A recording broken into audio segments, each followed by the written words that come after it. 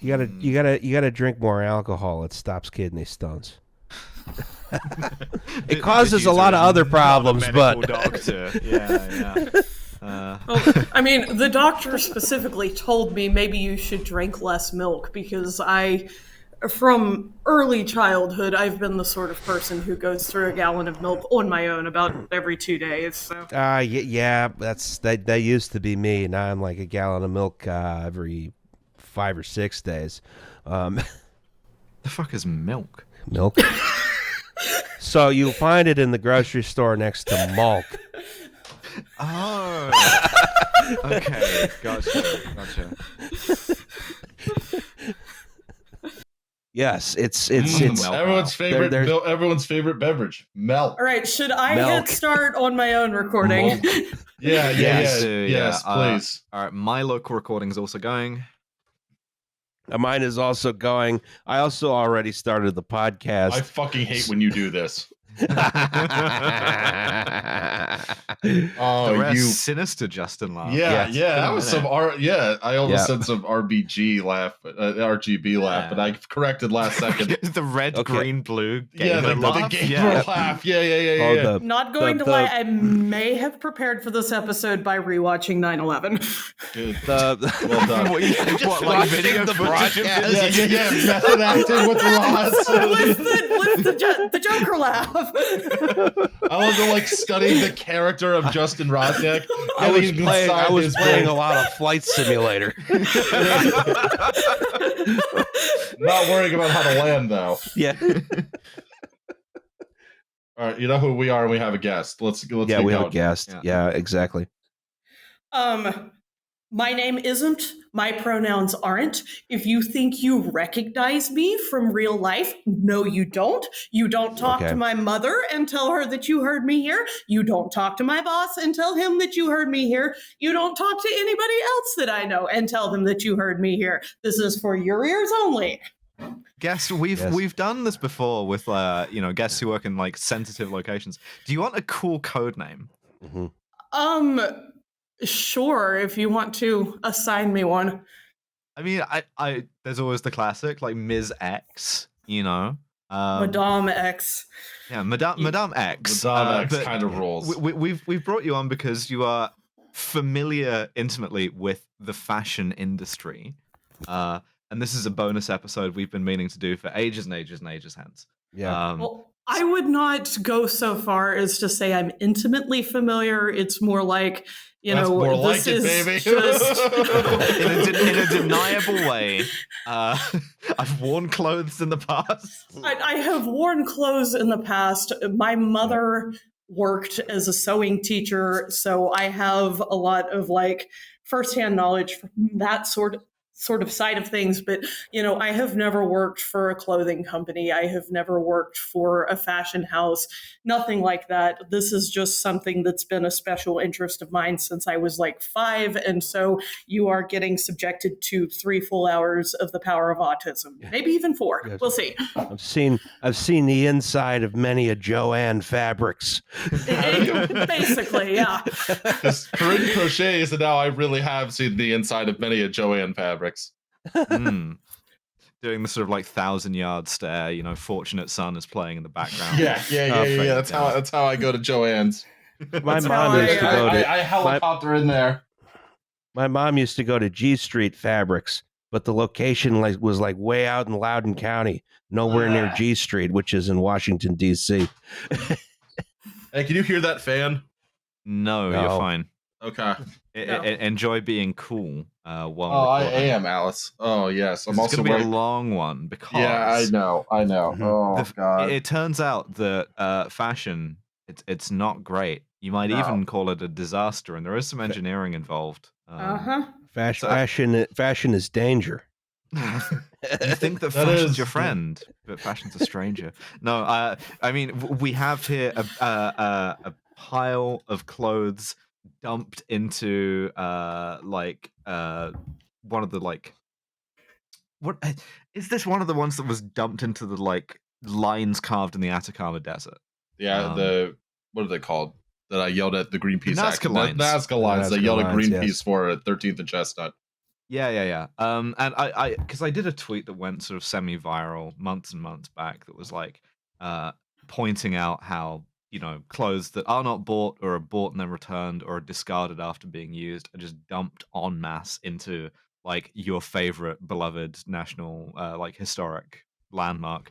And my point with this is that like production of clothing is completely uncoupled from demand in a completely unsustainable way. And everything is being poisoned with it, including kind of maybe you. I did a tweet about the Nazca lines years and years ago, where about lithium mining, but I accidentally called them the Nazgul lines, like from Lord of the Rings. Well done. And yeah, that was not good. That was not good. There's some advantages to being banned from Twitter and coming back with a new account. What a Don't cat-ass admit trophy to of a ban tree. evasion. What are you doing? It's only ever It's a been one bonus. Twitter account. It's only ever been one Twitter account. Don't worry about the details. But yeah, so I wrote some slides, and the slides were not very good. And then we enlisted Madame X, who has written us an entire deck of much better slides, and is going to like do us a little presentation while us three idiots sort of snipe. Yes. That is A-okay, just as long as it's verbal sniping and not a sniper gun. Thank you for leaving in my slide of Coco Chanel being dead. We see here on the screen an image of my couch when I don't feel like folding clothes. Yeah, an image of my bedroom at all times. Oh, mine too. Oh, I just have I a big bucket that I put it all in. We have the chair, we have the bonus chair, we have the bed, every conceivable surface. It's amazing how many surfaces become clothes racks when you own too many clothes. Yeah, and then eventually they become cat beds. Oh, milkshake. Yeah. All right. So, kind of just as an acknowledgement before we even get started, if we were to go in and cover every possible perspective of this from every corner of the earth, we would be here. Instead of 3 hours, it would be more like 3 weeks. So this is... All right, well, I'm blocking that time out in my Say diary. Let's go. Sorry, Devin. This is going to be limited to a more, Western European and American, particularly American perspective, because that's what I know about. This is not about what every culture was doing for fashion at any given moment in history. It's more about the particular sort of Zonderweg that has brought us to the current dominant, heavily flawed model of garment production, distribution, consumption under modern capitalism. And because of colonialism, cultural hegemony reasons, that is mostly a Western European and American story. I'm not trying to speed run the internet barely knows me to completely canceled art today. If I've left something out, please don't come for my ass. They won't know whose ass to come for. You're completely anonymous. Well, just in case somebody does manage to figure it out. Nobody can figure out. If you think, right, if you're watching this and you think you know who the guest is, no, you don't. Mind your own business. Exactly. That's exactly right. Madame X, that's all you need to know. Mm-hmm. Her views are not reflective of anyone's, even though they are all 100% correct. Be normal. Be fucking normal, or else. Be fucking normal. That's the shit I always say to people now. I know that's me saying it, but like, do your best, please. Do as I say, not as I do. All right. So my kind of overarching thesis statement for this whole thing is that the fashion industry displays in microcosm kind of everything that has gone wrong with late capitalism and modern Western society as we know it. It is connected to so many different things that you might not have even guessed, and the more you dig, the more connections you find. So if you don't like this particular manifestation of it, you can also get the rest of this podcast, which is engineering disasters are a microcosm of everything that's gone wrong with late capitalism. And we'll hammer that point home for you over 150 episode catalog. My other podcasts, the tech industry is a microcosm of everything that has gone wrong with late capitalism and modern Western society, and my other podcast, James Bond, is a microcosm of everything that has gone wrong with late capitalism in modern Western society. Podcasting is praxis. Yes. Them No, two, yeah. that's a different podcast. They are nice though, and you should listen to them. Oh, they're lovely. Yes, lovely yeah, people, they're very nice people. Yes, I enjoy All right. going on that podcast. We can go ahead and advance to the next slide. Although they never have all it's- three of us on at once. Yeah. I It's think the same reason those two Coke executives can't get in the same plane, you know? Right. I love that we have chapters. This is so much more organized than we ever are. Yes. I just figured it made more sense to me to do it like that than anything else. So our first large section is going to be just looking at how kind of the fashion industry as a thing, separate from just, you get up in the morning, you make some clothes, you put them on your body, maybe not in that particular order, that everyone has been doing for all of history. Sewing the big, alpaca hide into the loincloth. Yes. Exactly. Right, of course. So go ahead and advance to the next slide. In the beginning, we were all nude. Oh, Yeah. no, we. How did we get to the point of wearing clothes in the first place? Podcast has a Jewish host, a Christian host, a Muslim host, and I'm Protestant, so I think we can all agree. Some twat ate an apple. This has made a lot of people very angry and has been widely regarded as a bad idea, to borrow a quote. Yes. Yeah. Do not listen to snakes trying to offer you fruit baskets. Yes. Because it's a straight shot from there all the way through to Balenciaga fall winter, and let me tell you, they made some choices this year. Not a fan. Folks, knowledge of good and evil. It's always gonna do you dirty. It'll come for you in the end. Yeah. So, speaking a little bit more practically, go ahead and advance to the next slide. We have, some different examples here of various clothing from various cultures across history. And I'm going to go ahead and say, if you are listening to this on a phone or something that is a smaller device like that, and you have access to a larger screen like a laptop or a desktop or a full-size tablet, I would recommend doing that, because some of these slides are going to be very, very difficult to see details. We have an upsettingly high resolution photo of Karl Lagerfeld coming along. Yeah, You yes. really want to get in there in the pause, if you're not watching this in like the 100-inch ultra high def TV, then what are you even doing? You need the world's largest monitor, such as I have two of. You're welcome. Thank you, William. You're welcome. Ross. Some of the stuff we've got here, we have some traditional Wampanoag clothing from North America. We have some traditional Egyptian clothing. We've got traditional leopard.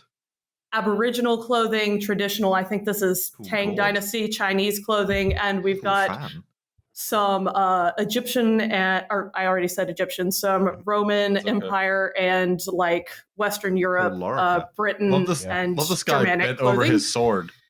And if you pay attention to kind of details of all of these, things we're looking at here are, we've got, what materials are available locally. Do you have furs? Do you have hides? Do you have, fibers that can be spun or woven? Yeah, you can make a whole thing out of like prestige with like rarity and inconvenience of making stuff, like senatorial like striped togas being made out of like squished snails that like you can only get in like Phoenicia and the far side of the Mediterranean. But like in general, it's like you need something to be walking around in the conditions, and if the conditions are pretty balmy, you can get by with like gourd, and if not, then you invent pants. Yeah, these folks hadn't figured out petrochemicals yet. These fucking idiots hadn't even started boiling their own planet. Yeah, exactly.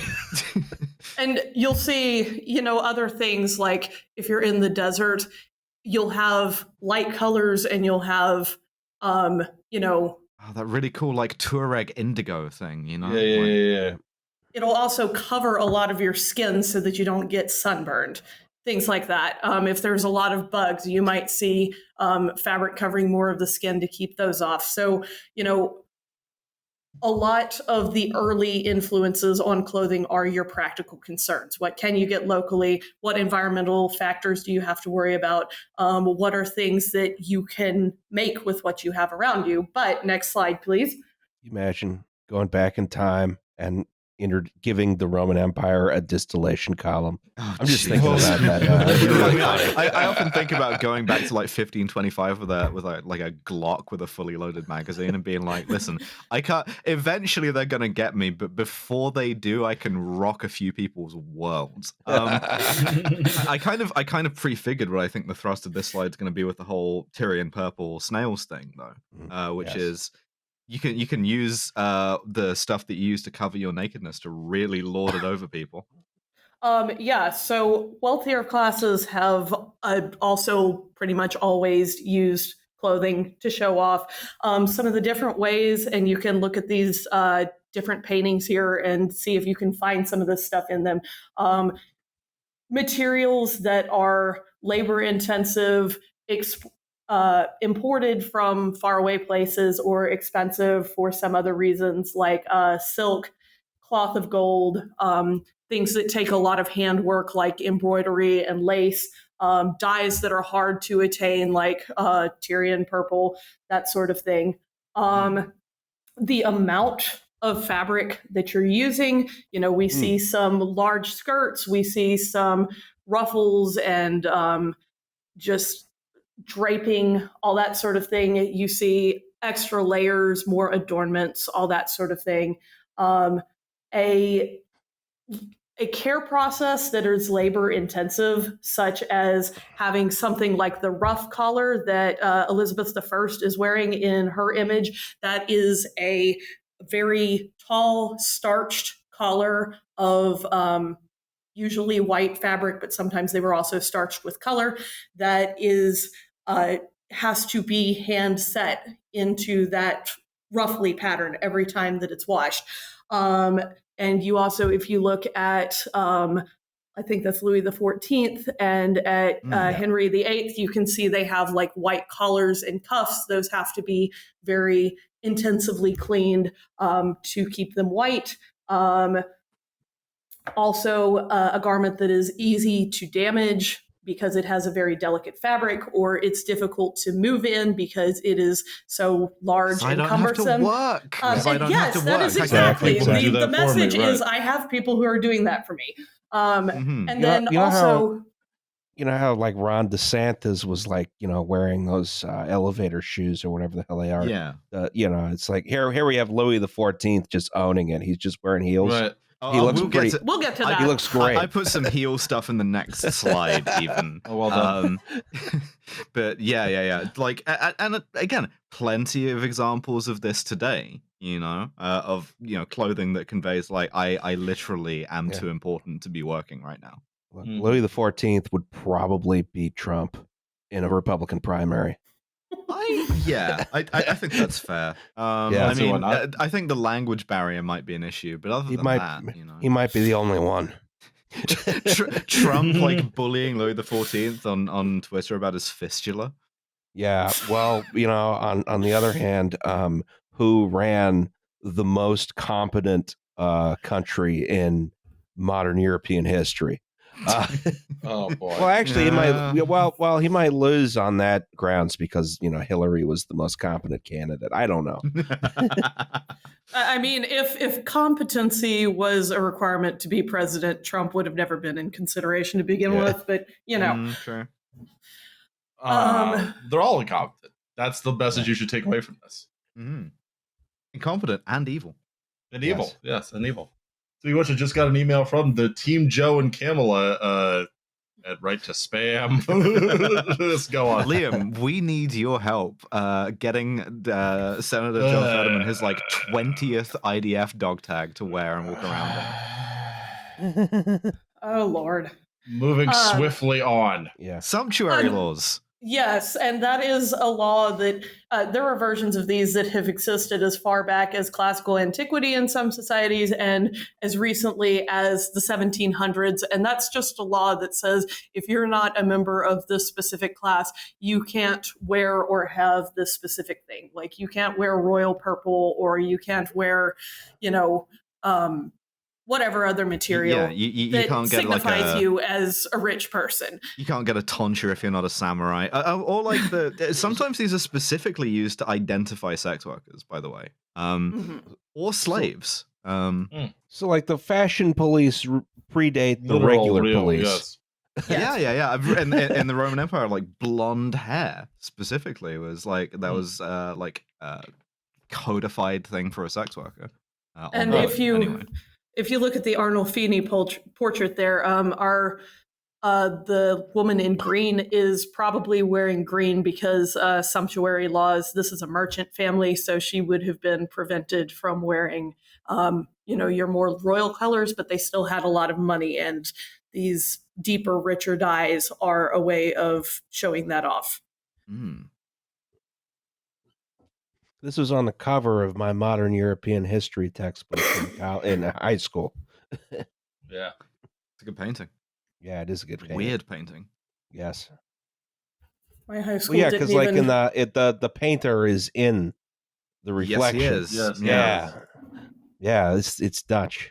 Like Las Meninas. Yep. Which I'm never not referencing. My high school didn't even start offering AP Euro until the year I graduated. What do they teach in American high school? Very little. Way less than they should. I took a lot of AP classes, so I got more than the average American student, but there is a lot of, and this isn't just American high school, like history education in a lot of places at the high school level is very incomplete and questionable, like how a lot of British people, they don't do history past GCSE, and so all they know is like 6 wives, World War II, we're done. And Romans, Egyptians, causes of the Second World War, Treaty of Versailles, thanks. It always is like, you got the full textbook there and you can read to the end if you want, but by the end of the semester, you're going to have gotten just about up to Reconstruction barely starting, and then there's a test, and then you go to the next year where you're going to learn about something else. You never get to the useful and relevant history. I mean, that was something that frustrated me. Was my favorite period of history to look at has always been the Cold War, and it's also very important because so much of what is going on now has its roots in shit that was fucked up during that, and we barely talked about it in high school. Like even the people who took academic history and spent the entire year on post-Reconstruction because they did pre-Reconstruction in 8th grade, I'm pretty sure it was mostly World War I and World War II, and they spent maybe 2 weeks on the Cold War. And it's frustrating. I have a lot of thoughts, but I don't want this to turn into an 8-hour podcast. So let's keep going. Right. Let's go. If we go to the next slide, this is one that I wrote, which has much more freeform and therefore worse content. We have sexy high heels. Yeah, the sexy high heel, the sexy shoe. The point that I'm getting at with this is something we've kind of alluded to earlier, which is that fashion is one of several ways that you can code gender in your society, and this is very dependent on your society, its ways of organizing and thinking about gender. It's very mutable. Sometimes it's very alien to our conception. And one example of that is high heels, right? Which were originally invented for riding horseback with stirrups by the Mongols and sort of came to Europe as a form of ostentation that was specifically male and specifically manly. Because it made you look imposing and it made you look tall, all of the same reasons that women like it. And it makes your cows look good. Yeah, it makes you look good as hell. Like high heels make you look amazing. I mean, if you look at that picture of Louis XIV from the last slide, it is specifically arranged to show off his legs. Like that is part of the point that's being made here. Just like what's his face from Game of Thrones, Khal Drogo, in stilettos. Yeah, I mean, it's like it's powerful and it's elegant, and like if they get tall enough, then they can also do the same thing of conveying that like I'm too fancy to have to really walk around. It keeps your shoes out of the gutters, which are full of shit. I have a horse to do that. Yeah, can also help you give people the Johnson treatment. Yeah. And I mean, and my point with this is only to say that like the ways in which fashion sort of like is used to convey gender have changed in ways and are changing in ways that we seldom fully understand, and which are often tremendously subtle. And if you are the menswear guy, you can like use this to own Matt Walsh on Twitter and be like, oh, interesting, you want to take away trans people's rights. Are you aware that you're wearing a suit that was originally like designed for like a feminine face? It doesn't matter. I don't care. That's a stupid way of like dealing with him. I think we should probably instead. You'll have to bleep that. This is a bonus. You don't have to bleep anything. Exactly. Yeah, but like it's up to you, Dev. It's a stupid own to make, and I hate the fucking menswear guy. But there is a point to be made here about like the menswear guy. Gavin, get into it on Twitter. The ways in which gender is socially constructed through clothing. And that was my slide for this. There's another interesting fact about shoes from this era, which isn't particularly relevant to the discussion we're having here, but it is just interesting, which is that a lot of them were what is called single-lasted, which means they are made to be worn on either foot. So what you would do is you would wear them one way, and then you'd switch them around, and it would help the wear pattern even out so they'd last longer. Oh, God. Like you were halfway through that, I was going to make a joke about it being about the wear pattern. It's about the wear pattern. Wow, it's just like this is the same reason they turn around railroad equipment when they don't really have to. There you go. Try to only use your powers of psychic prediction for good, Ross. It's interesting, by the way, the details on this shoe that are still like extant in modern shoemaking. Like, right. They're sort of more rudimentary because it's old and it's like it's not as sort of like concealed, but like things like a stacked heel, that like sort of like hand welted, that the seam along the side there, which was then sort of like supplanted by a Goodyear welt with vulcanized rubber and stuff, but it's still in use in like sort of high end shoes. So yeah, I mean, a lot of this stuff, like as much as fashions change, there are only so many ways to make things, and a lot of techniques still kind of survive in unexpected ways or are rediscovered and reused in that way. Not to mention that, like, even as we've invented faster and cheaper ways to make things, a lot of those older techniques are, considered artisan craftsmanship, and wearing them is another way to show off your money because it takes somebody days and days to do that. So yeah, I get my sort of like my fancy English leather boots where someone has like stacked the heel and like sewn the welt and everything by themselves, and it's like because I got that podcast money, Yes. All right. What is the pod? Keep it going. Next slide. What is the podcaster fashion? I'm wearing a T-shirt that has the SEPTA system printed on it. A camo hoodie and shorts. I'm wearing a T-shirt that says Memphis on it. I am wearing a Boy Genius T-shirt and some tactical jeans from Varus to Leica. Oh, Alice. I will note that on this T-shirt, Pattison Station is still called AT&T, not NRG. Thank you. Yeah. Selling station naming rights is fucking awful. I wish I had been like better dressed for this, just so I could like flex, and people would cancel their Patreons en masse because I could just be like, I'm wearing like a Prada like Linea Rossa like shirt. I'm wearing one of those probably. Yeah, of course. I know what that is. Linea Rossa is Prada's like winter sports line. It's like they do the snowboarding stuff. You can get like, very nice quilted. Linea Rossa, like red line, LINEAROSSA. Please sponsor us.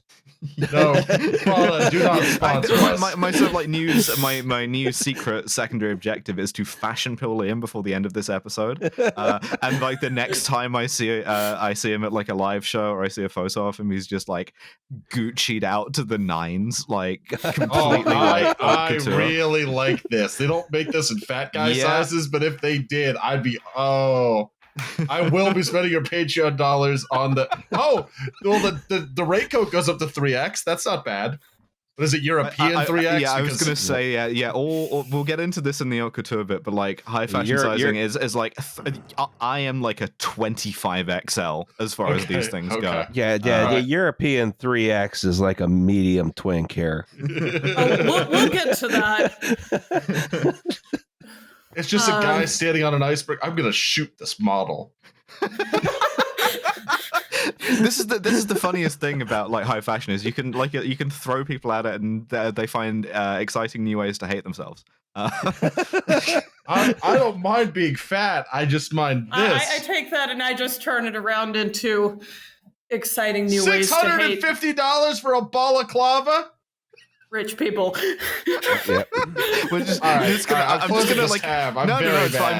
gonna name you. Do you want to look at the Gucci mix capsule that's supposedly gender neutral but really isn't? All right, I'm gonna better blast my calves. I better look fucking good. We're recording this on Super Bowl Sunday, folks. Can I just say that any fashion can be gender neutral if you're not a fucking coward? Anyway. Thank you. Yes, absolutely. There's a Gucci MLB capsule? What? Why? Oh, this is dreadful.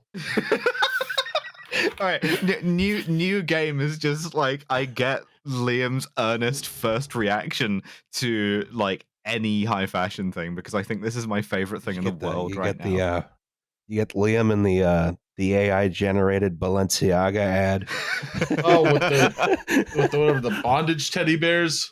No, that was a separate thing. That was like a kind of like weird controversy that was also kind of confected. But there was also like AI generated Balenciaga ads that would like, or it was Harry Potter characters. There was a Harry Potter one, and then someone did Famous Architects, which was very funny.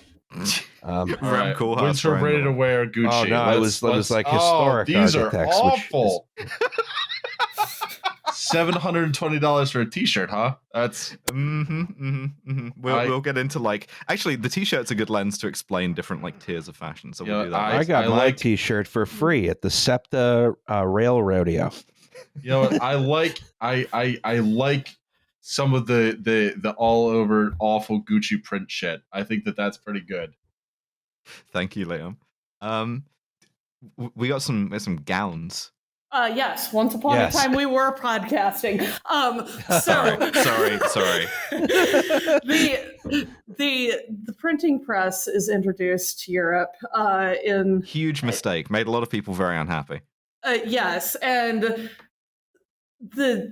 in addition to like actual things that can help society, like books and shit, this also becomes a way to print what is called fashion plates. They originate with France and Britain, where they're just people who are just kind of drawing. These are all like royal fashions, but there's also just street fashion being drawn and made into these plates that can be printed and sent around to places much easier, much more quickly than just one person going to Paris and coming back and saying, hey, I saw people wearing stuff that kind of looked like this. We should dress kind of like this too. And so what you get is suddenly people start keeping up with trends more and more quickly over a wider area. Subculture too that annoys people, particularly when men do it, like fops, or dandies. Fops, dandies, yes. Macaronis, yeah. And that is actually what the macaroni in Yankee Doodle is stuck a feather in his hat and called it macaroni. It's sarcasm. Like, look at this guy who thinks he's the pinnacle of fashion by putting one feather in his hat, these backwards Americans. Yankee Doodle was originally That's crazy. Who won the war? But Yankee Doodle is like still wearing an off-white belt in 2024, 6 cry laughing emojis, and then loses the War of Independence anyway. Well, it started out as a sarcastic song directed at, oh, look at these backwards colonialists, and then the colonial Americans took it and they were like, yeah, that's us. Got a problem with it? Who won the war? But guess who's not in the Commonwealth of Nations? Yeah. I'll show you a special relationship, and it's just me flinging off white belts. I always assume that I'll show you an X is just immediately followed by unzipping. No. I would have to take off the off-white. How much is an off-white? Off-white. Oh, there's going to be a lot of me doing this in this episode. Oh, this is off. Well, oh, I kind of dig this industrial belt. Oh, I kind of like this. Yeah, I'm going to drop this in the chat. This is kind of dope. You went through seeing one of these for the first time. That was very pleasing to me. I'm not going to lie to you, Roz. I feel like you would look good in this. Well, I can't see it because I have That's to. not off-white. That's yellow. But it said yellow is off of white. That is true. I guess in the same way that I'm currently off of a horse. my off-horse belt. Well done, everybody. Thank you. Yeah. So now you have like a readily accessible, transmissible way of being like, here's what you should be wearing. Yeah. And now, like, now you can feel bad about disease, yourself. At least. Yeah, exactly. The thing about fashion is that you can understand it chiefly as a way of making other people feel bad about themselves so that they buy clothes. And now you can do this so much more efficiently. My God. Like, and you're not just keeping up with the like ladies of like the court of, you know, your royal family. It's like fucking everybody's. What are the Swedish bitches wearing this season? And this will repeat itself a couple more times before we're done here. So, all right. Next slide. Alice, I think this one's yours. No, that's Liam, baby. Oh, it's Liam. Liam, take us through. Hey, so I contributed very little to this episode, but I wanted to disagree. I prize your contributions. Yeah, I wanted to talk about. We've actually already kind of hit it. I don't know that I'm adding anything new, but I have the picture here of Marie Antoinette being beheaded, and I wanted to talk about like fashion as indicator of social strife. Sumptuary laws are a good piece of that to sort of keep the lower classes in line. And there are some modern interpretations of sumptuary laws, well down to like prohibition, cannabis prohibition, that sort of thing. Sure. And I think the what I really wanted to say is, how do our aesthetics project what we intend to project? So what are we saying? What are we doing by, you know, there's I can talk about this in relation Madame to X already hit on that with the I don't have to work fashion. Yeah, and I can talk about this in relation to pants, specifically trousers. Because the sort of courtly aristocratic fashion in sort of like a French nobility, of everywhere's nobility, really, was breeches, you know, like short pants. They come to like just below the knee, and you have stockings underneath those. And this is a kind of like marker of aristocracy, of nobility, specifically. And your laborer, your worker, wears like a longer trouser, like something closer to the, you know, what you or I might wear today, unless we're still wearing breeches like fancy lads. And specifically, as a sort of revolutionary movement, the sans culotte, the without breeches, are the guys who are like, we either are or identify with the laboring classes who, because they work, 20 hours a day in a tannery or whatever, have to wear filthy, like ankle length trousers instead of your fancy lad breeches. So yeah, you can absolutely, and this is before we even get to military fashion, look at fashion as a sort of like locus of class struggle. Absolutely. And actually, the next slide is kind of expands on that. We can go ahead and advance. So what we see on the left here, we have kind of, these are reproductions, but it is an example of how around 1770, what your gentry, your kind of middle class dressed up, middle class dressed down, and then working class people would have been wearing every day. And you can see that, you know, even though we have different levels of fabric. The Gentry has that embroidered satin brocade that is very fancy, very labor intensive, like we talked about earlier, all the way down to, our working class who's probably wearing simple homespun kind of stuff. Yeah. We still have kind of some echoing of things like the silhouette, the general details of the fashion, which you start to see at this time with the distribution of the knowledge of what court fashions were. You start to see a little bit more of what's in fashion echoing down into middle and working class clothing than you would have seen previously. And can I say just specifically about this that fashion history is one of these situations where like a huge debt owed to reenactors and reproducers and like all kind of like living history people. It's true across like fields of the discipline, but like here particularly because it's one of the like more tangible things that you can like quite literally, if you like put yourself into someone else's shoes.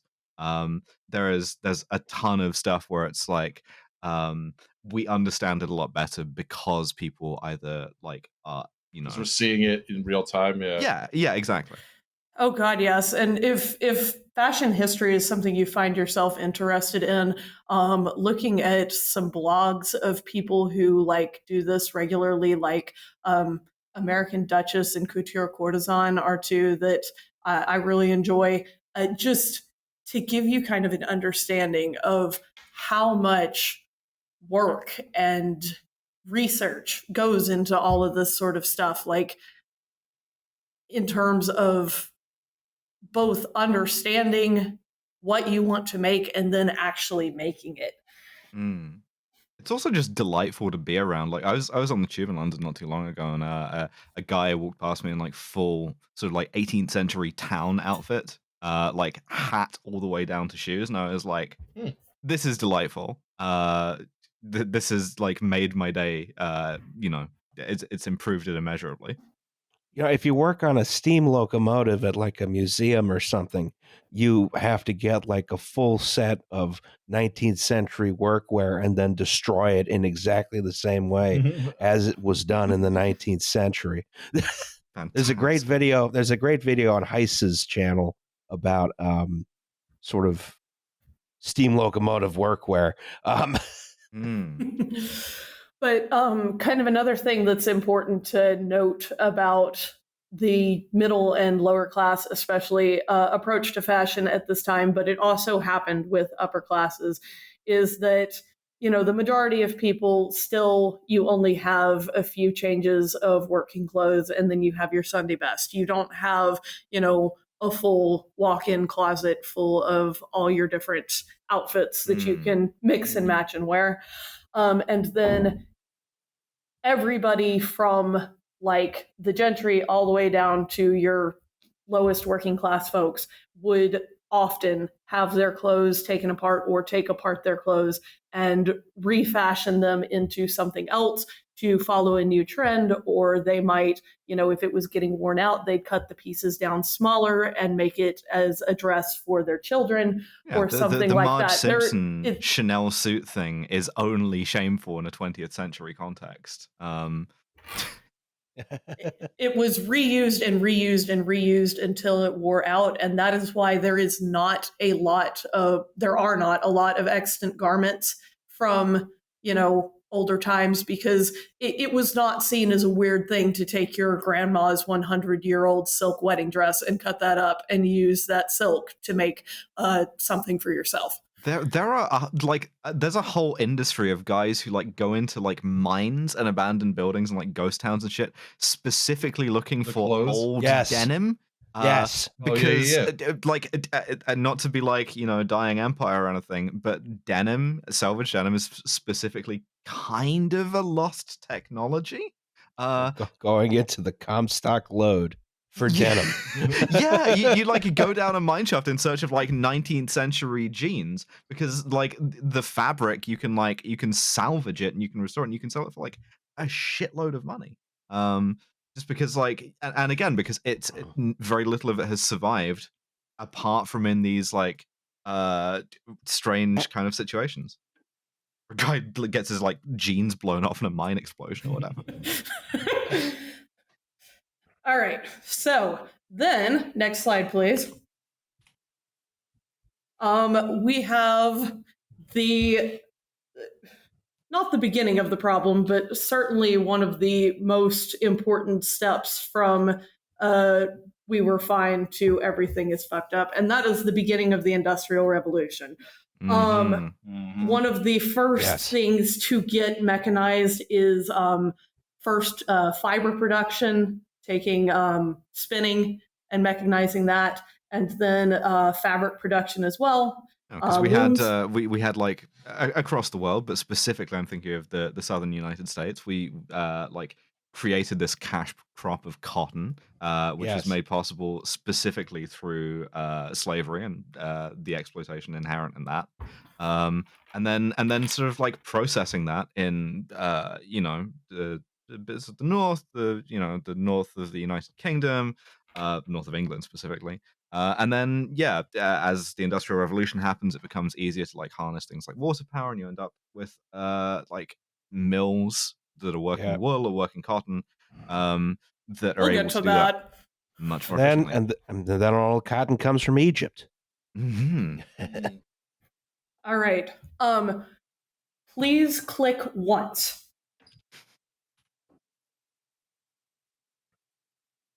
We're here on a blank screen. There should be more there than that. That's interesting. Again, see if that click works. One time. Okay. Yes. Cool. So this here in particular is a jacquard loom. It is controlled. It is a way to weave intricate designs into fabric that is controlled by a rack of punch cards. You can see them hanging off the back there. Justin, if you want to John Madden that for us. Oh, yeah. Back and here. Yeah. Those punch cards You've are unlocked just a terrible possibility by doing this. You're about to invent the thinking sand. These punch cards are used to tell the machine, when to weave in certain threads versus other threads. And then, please click again. You can make the loom from the movie Wanted too. The first sin, which is Babbage's differential engine, uses all downhill since then. Punch cards as its way of giving input to the machine as well. And you have invented a program. I think if we had stopped here with mechanical computers, we'd be better off. That's Larry and Jihad, but not for the mechanical ones. Well, yeah, we could all like have a Curta in our pockets, Oh shit, that would be cool. Yeah. Please click one more time. Grenades. In the 20th century, this is an IBM punch card reader. We start to have faster, more capable computers that still use. In the interstitial of this is the Holocaust, by the way. Like, that's not even a joke. Yes. That's not a joke. IBM used like punch card based systems in order to like collate and tabulate data about the Holocaust as it was happening in fairness, IBM also the Holocaust shows up. In fairness, IBM also manufactured guns to kill Nazis with. I mean, morally neutral. let's say amoral or mercenary then. Yeah. And then, after a few more decades of screwing around and getting worse and worse, yes, we get Tumblr, and we get such gems as I love him because he looks like the kind of guy that actually washes his ass crack. Like, I bet he actually lets soap get fully between the cheeks, not just rinse over them. And I will give you each one guess as to whom this is actually referring to. Who is the he? Oh God, it's Tumblr, the robot Wall-E from the movie Wall-E. Yeah, why not? It's gonna be WALL-E. What if it's like a historical figure? What if it's like what if it's Warren Harding? What if Warren Harding would not wash his ass crack? No, Warren Harding does not wash his ass. Yeah. I don't think we even need to. So this is actually our obligatory Tom Scott mention for the podcast. What? No, Jesus. Oh, that was going to be my first joke. Was going to be Tom Scott, the president of the Pennsylvania Railroad. I see why he's quitting YouTube now. Yeah, exactly. Yeah. Hey, Tom Scott, come on the podcast. That'd be fun.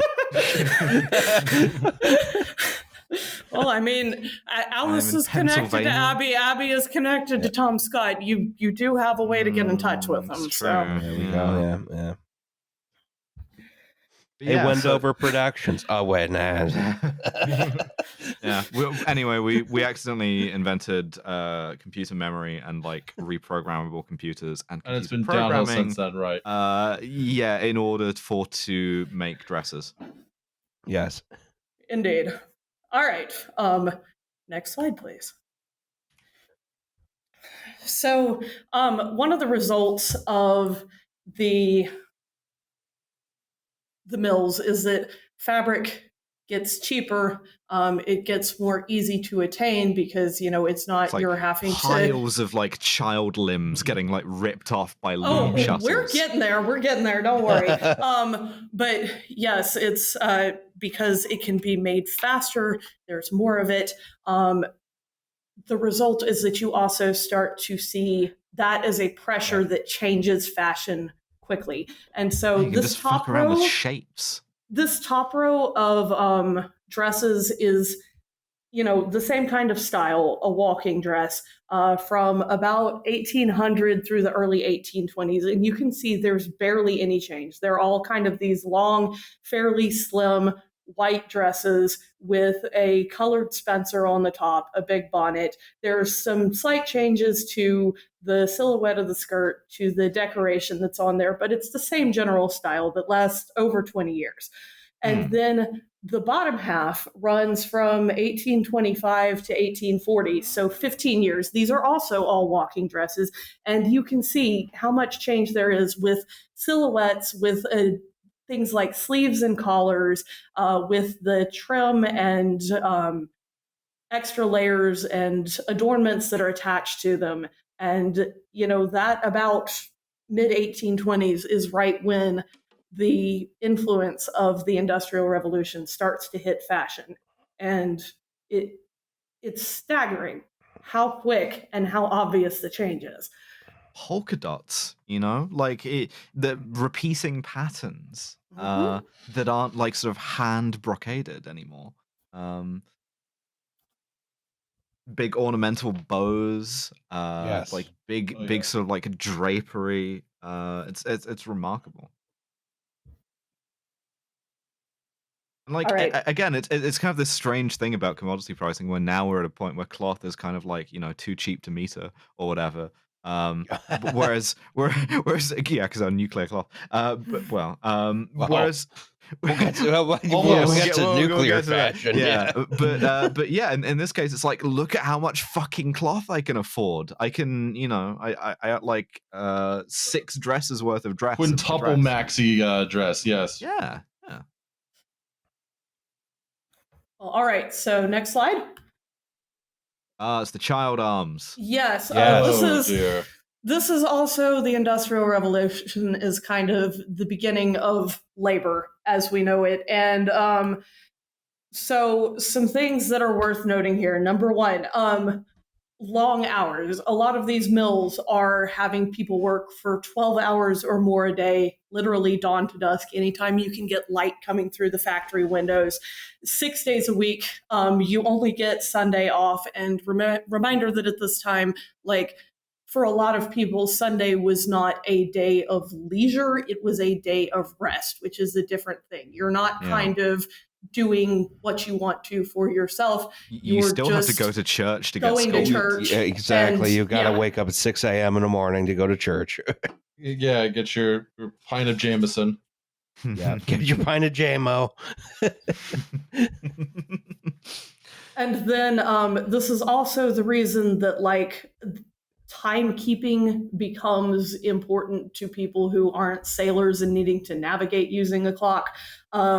You get alarm clocks, you get people who are like paid to walk around the town at 4 a.m. and hit people's windows with a stick to wake them up. The twin sort of like drivers of the reason why you might have a wristwatch, although it might be supplanted by your phone by now, but the reason why you know what time it is, the factory system and railways.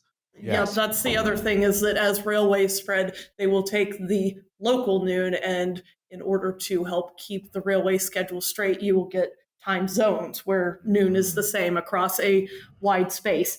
But it's when God's time became Vanderbilt's time, as they said. Yep. I mean, there's also the kind of like shipping version of this more broadly, which is how you get like latitude and longitude. And it's the Royal Navy's fault broadly. Usually is. And yeah, it's also why they invented computers. Yeah. Turns out there's I hope you're experiencing the kind of like panel in the comic From Hell, where you're like, the 20th century, for better and worse, I have delivered it, where it's all of it is happening at the same time. Like fucking Victoria 3 should have felt like this and doesn't really, which is a real shame.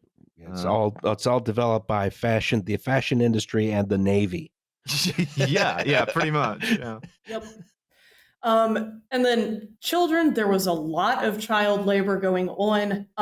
Officially, after the first few years, there were some child protections codified in law, but the problem was there wasn't a lot of inspection going on.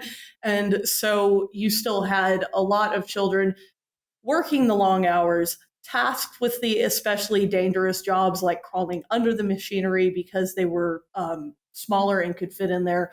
Yeah, and you're not going to shut the machinery off of the like belt power for that. So you just have like a shuttle that's fucking whizzing back and forth. There is a fantastic BBC series called The Worst Jobs in History, which where Tony Robinson went in and did the job of cleaning under the mechanical spitting machine as it was going to come back and rip his limbs off. It's great. It's fantastic. All the best TV has a guy almost get his limbs ripped off. Well, it's a genuine belt-driven giant fucking spinning machine. And, even with all that under consideration, a lot of times they would be considered apprentices and either not paid or underpaid or only compensated with room and board.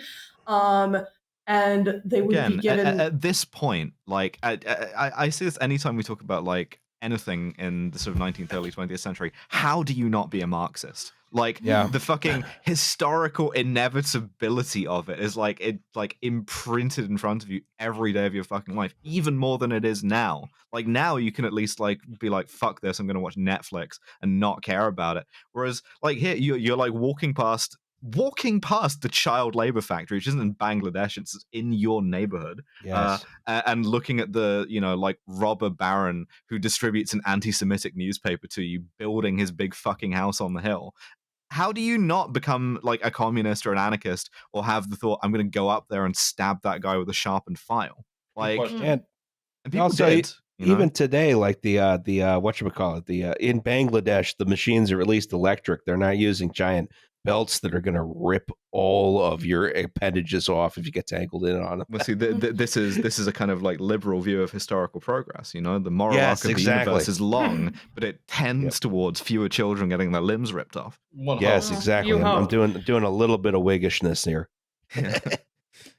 But you'd also see with these kids what we would term as cruel and unusual punishment for being off the job. Things like being beaten, having weights hung around their necks that they had to drag around as they were working.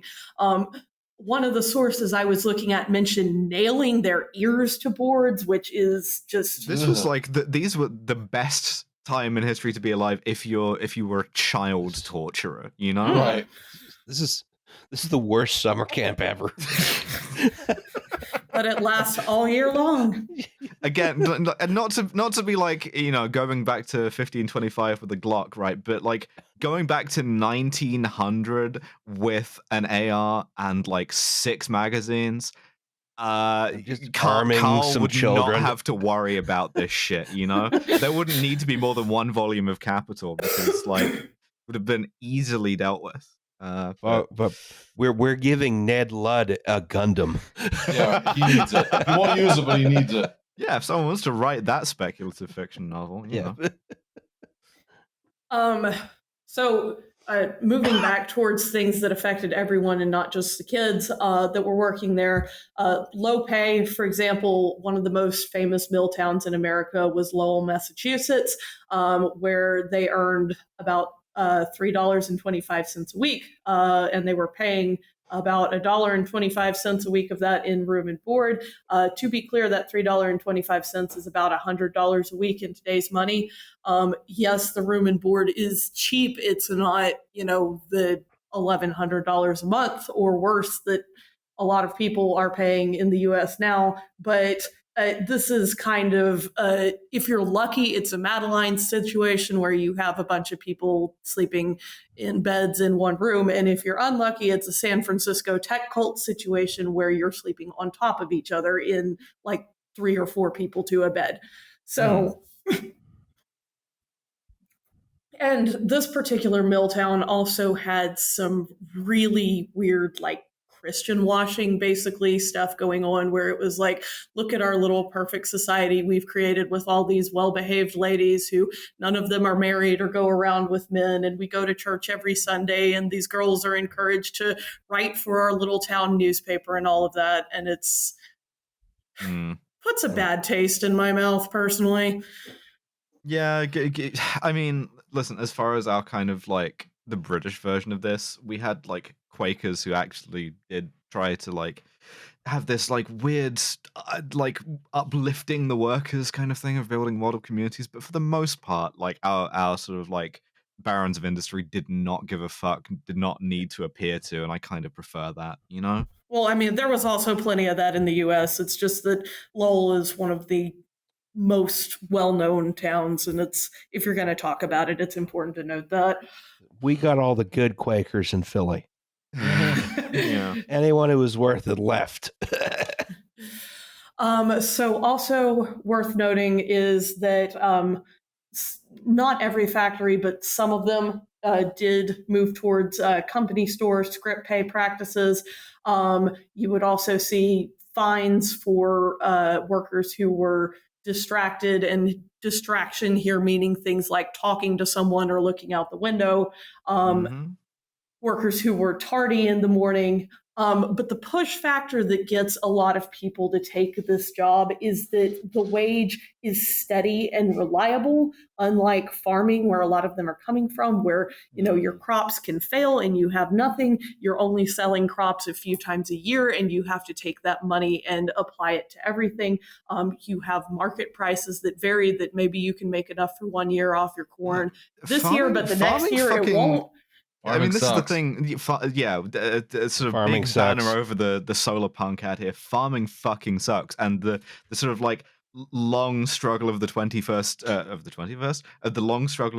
century is to get the fuck off the farm and move to a city where you'll live in squalor, but like it's still better than farming because farming fucking sucks. Yeah, the hard thing for leftists to accept: Monsanto is good. Oh, we're gonna get yelled at. We're gonna get so fucking yelled at. But yeah, farming fucking sucks. It's exploitative. GMOs are fine. Them business practices are not. It would be nice if we treated the topsoil in anything like a sustainable manner. That's the next Devon cover image or. Yeah, Monsanto is good as a comrade. Yeah. No, but yeah, this is the kind of like international thing, is that like you have these massive population transfers into cities, which we have subsequent waves of, because that's where the jobs are. And the jobs thing suck.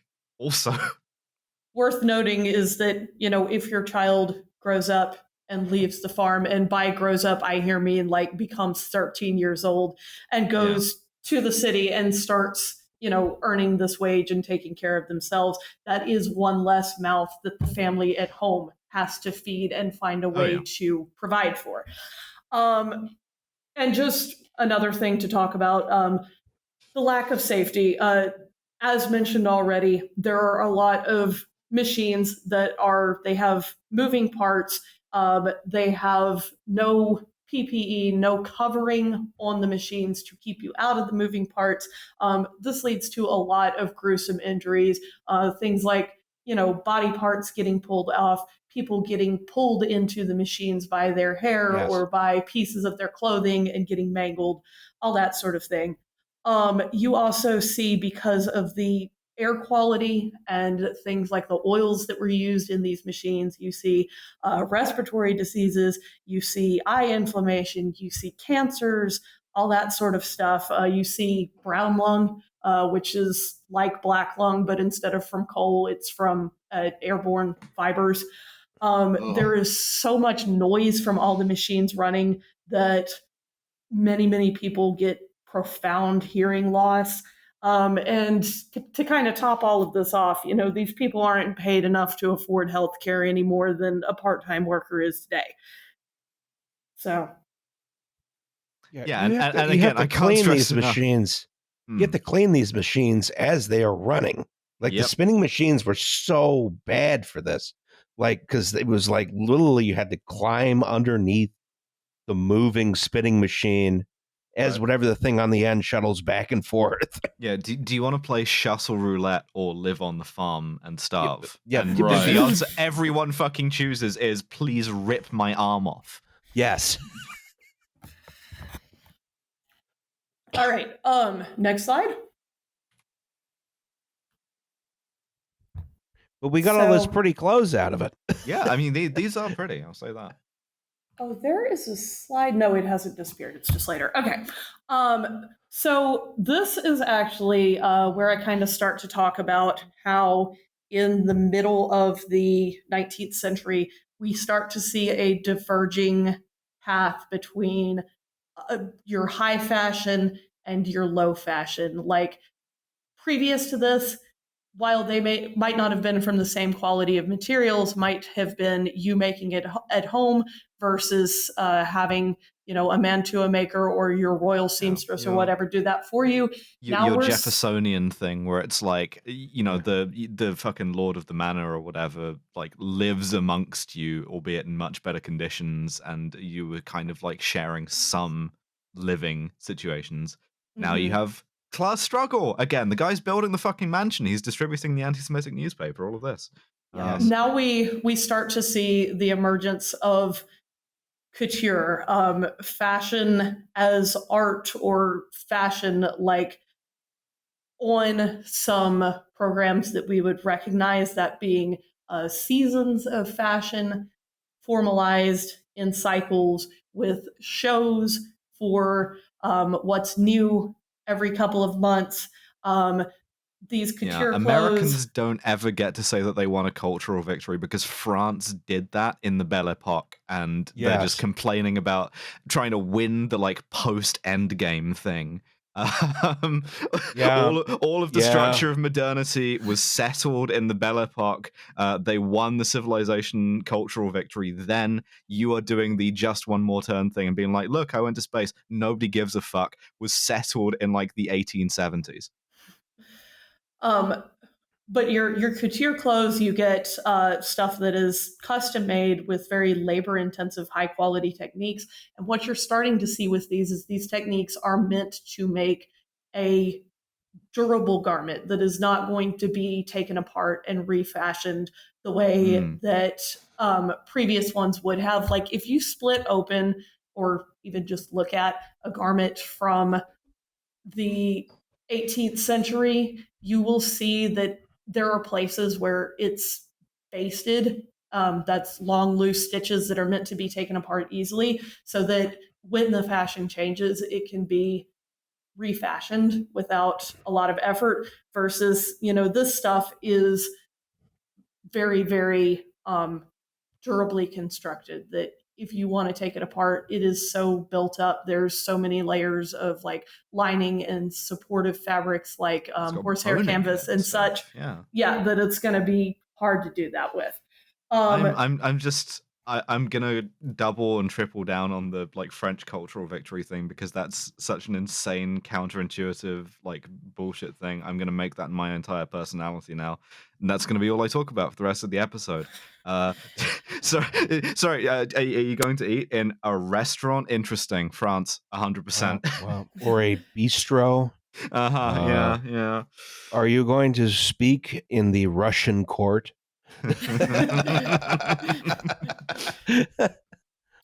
But, you know, as we previously discussed, clothes have been used as a status symbol for a long time, but this couture kind of takes that idea and jacks it up to 11. Next slide, please. Or 11, if you prefer. So now kind of looking at what the other side of things is doing, we see the beginning of the mass manufacture of clothing itself, rather than just the mass manufacture of the fabric or the fibers that you would use to make the clothing. In 1811, 2/3 of garments worn in the US are still homemade, but that starts to change very quickly. Underwear, in particular, corsets and things like shifts that are just very large or very loose, kind of shapeless garments that can be stitched together very quickly, are what kind of comes to mass manufacture first. But then after the Civil War, it also comes to outerwear. Sailors were one of the first to have mass manufactured outerwear, but that was a case of like, it would be made as one size fits all and you would alter it yourself.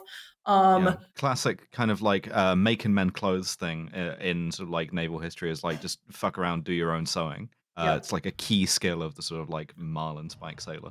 But the classic part of military history is they had to do what? Yeah, like looking at kind of like the, you know, based trad sailor, you know, extremely masculine. It's like, yeah, okay, that most of what that guy spends his downtime doing is like sewing and maybe scrimshawing. Better learn how to use a needle, motherfucker. Yeah, genuinely.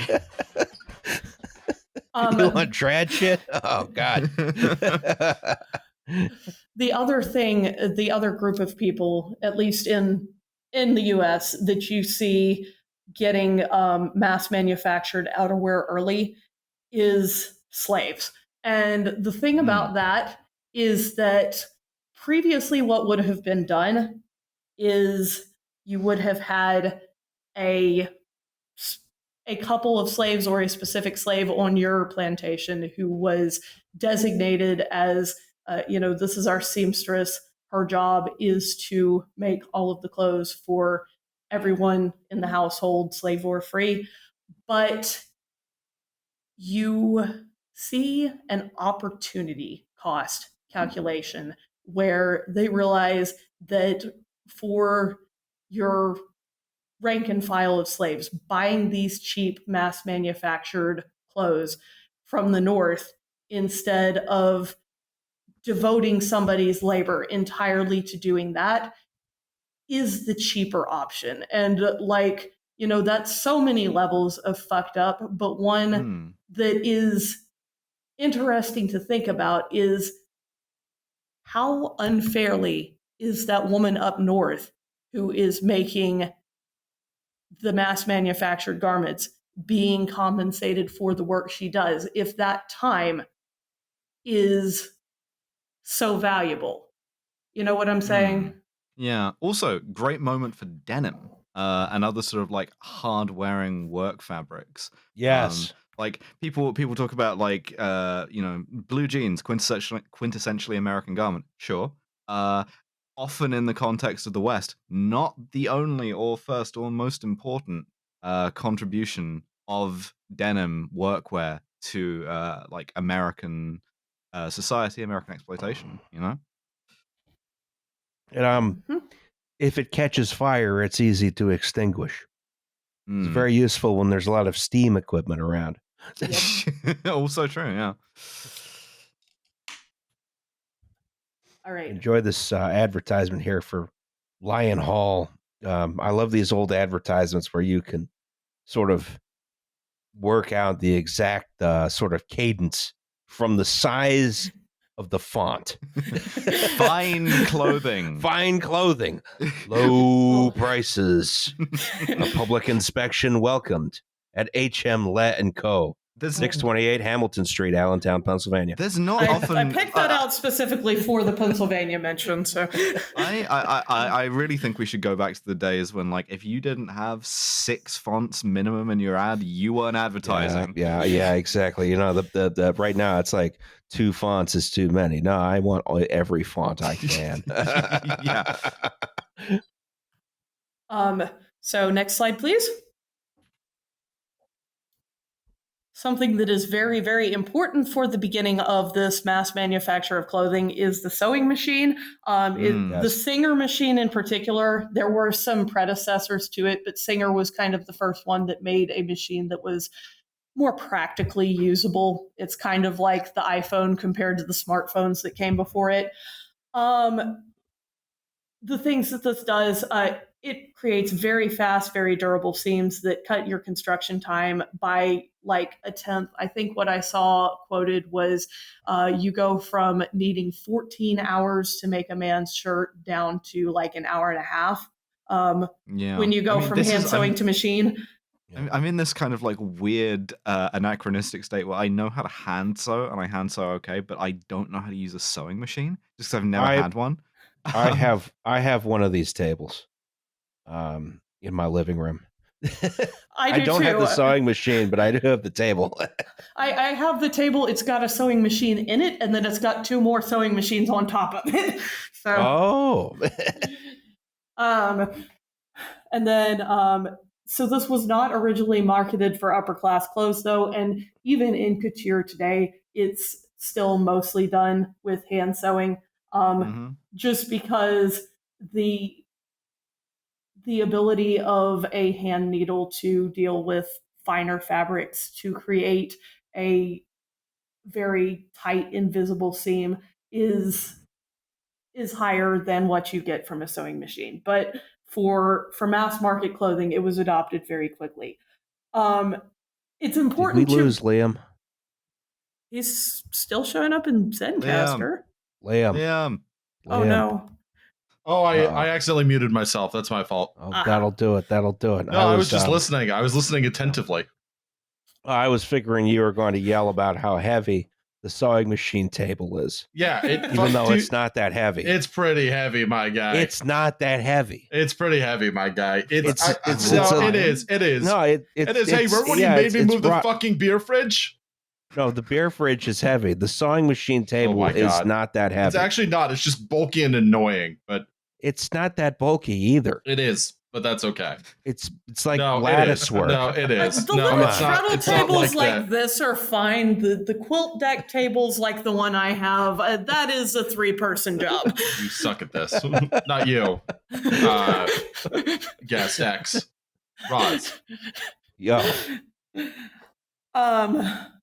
But anyway, it's important to remember that the construction of clothing itself is not and cannot be automated. Like, fabric is just too slippery that there is no machine that can be made that will hold it in place. People keep trying and it doesn't ever work. Like, it's unautomatable. We've talked about it on Trash Each before. A sewing machine speeds it up a lot, but there is always going to be a human involved. And also important to note that crocheting fabric is also a non-mechanizable process. If you are finding, a crocheted vest or hat or something like that for sale in a store as a mass-produced item, there is a person sitting there with a crochet hook making every row of that. It's not like knitting where there's a machine that you can just crank a handle and it goes around and around. But the sewing machine is also connected in ways that you would not expect to a lot of the fucked upness of modern capitalism. For starters, it's one of the first ever intellectual property wars in that you have a bunch of different patents from a bunch of different manufacturers, and they spend a lot of the mid 1800s kind of suing each other back and forth. You're using my thing. No, you're using mine, until finally they create a consortium that is like, couldn't we all make better machines and sell more of them if we just got along and license these to each other and use them? So that's one thing. It's kind of funny that not to be too America.jpg, but the other thing I'm familiar with that has this pattern of like early patent fights ending in a kind of like cartelization is firearms specifically. Yes. Yeah. And yeah, I mean, those are kind of two of your early mass-produced items. So it's not, or not just mass-produced items, but mass-produced machines. I'll do a history of firearms at some point. That'll be an interesting episode. But the Linotype machine had another similar thing, which that'll be a bonus episode for me.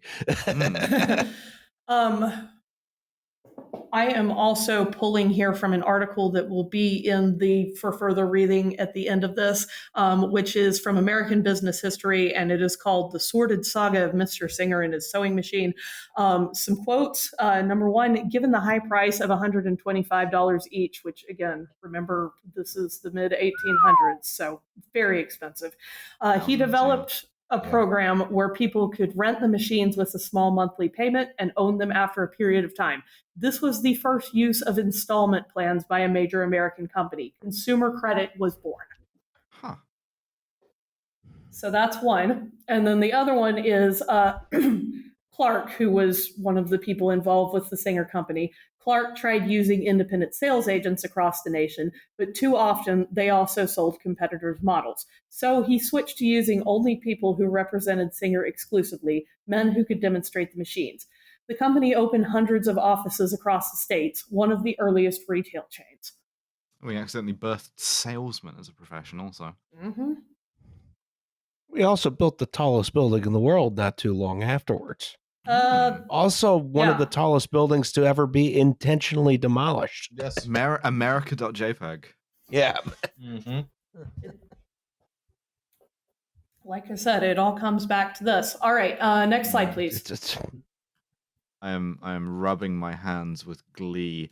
Military uniform history. The key thing to learn is that for most of military history, uniforms were not uniform, and basically your experience of military is like privatized. Like shit comes through your regiment or your ship in a naval context. Because a guy raises you as a regiment, right? Just a guy. Yeah, exactly. Like there's some stuff that like I know about this in a British Army context, right? Where there's sort of like three classes of property. There's stuff that you own. There's stuff that is issued to you by the government. That's mostly extended to like arms and ammunition. And then there's stuff that is like regimental property that you pay for out of stoppages to your wages that comes to you through your colonel, like the guy who raised you as a regiment.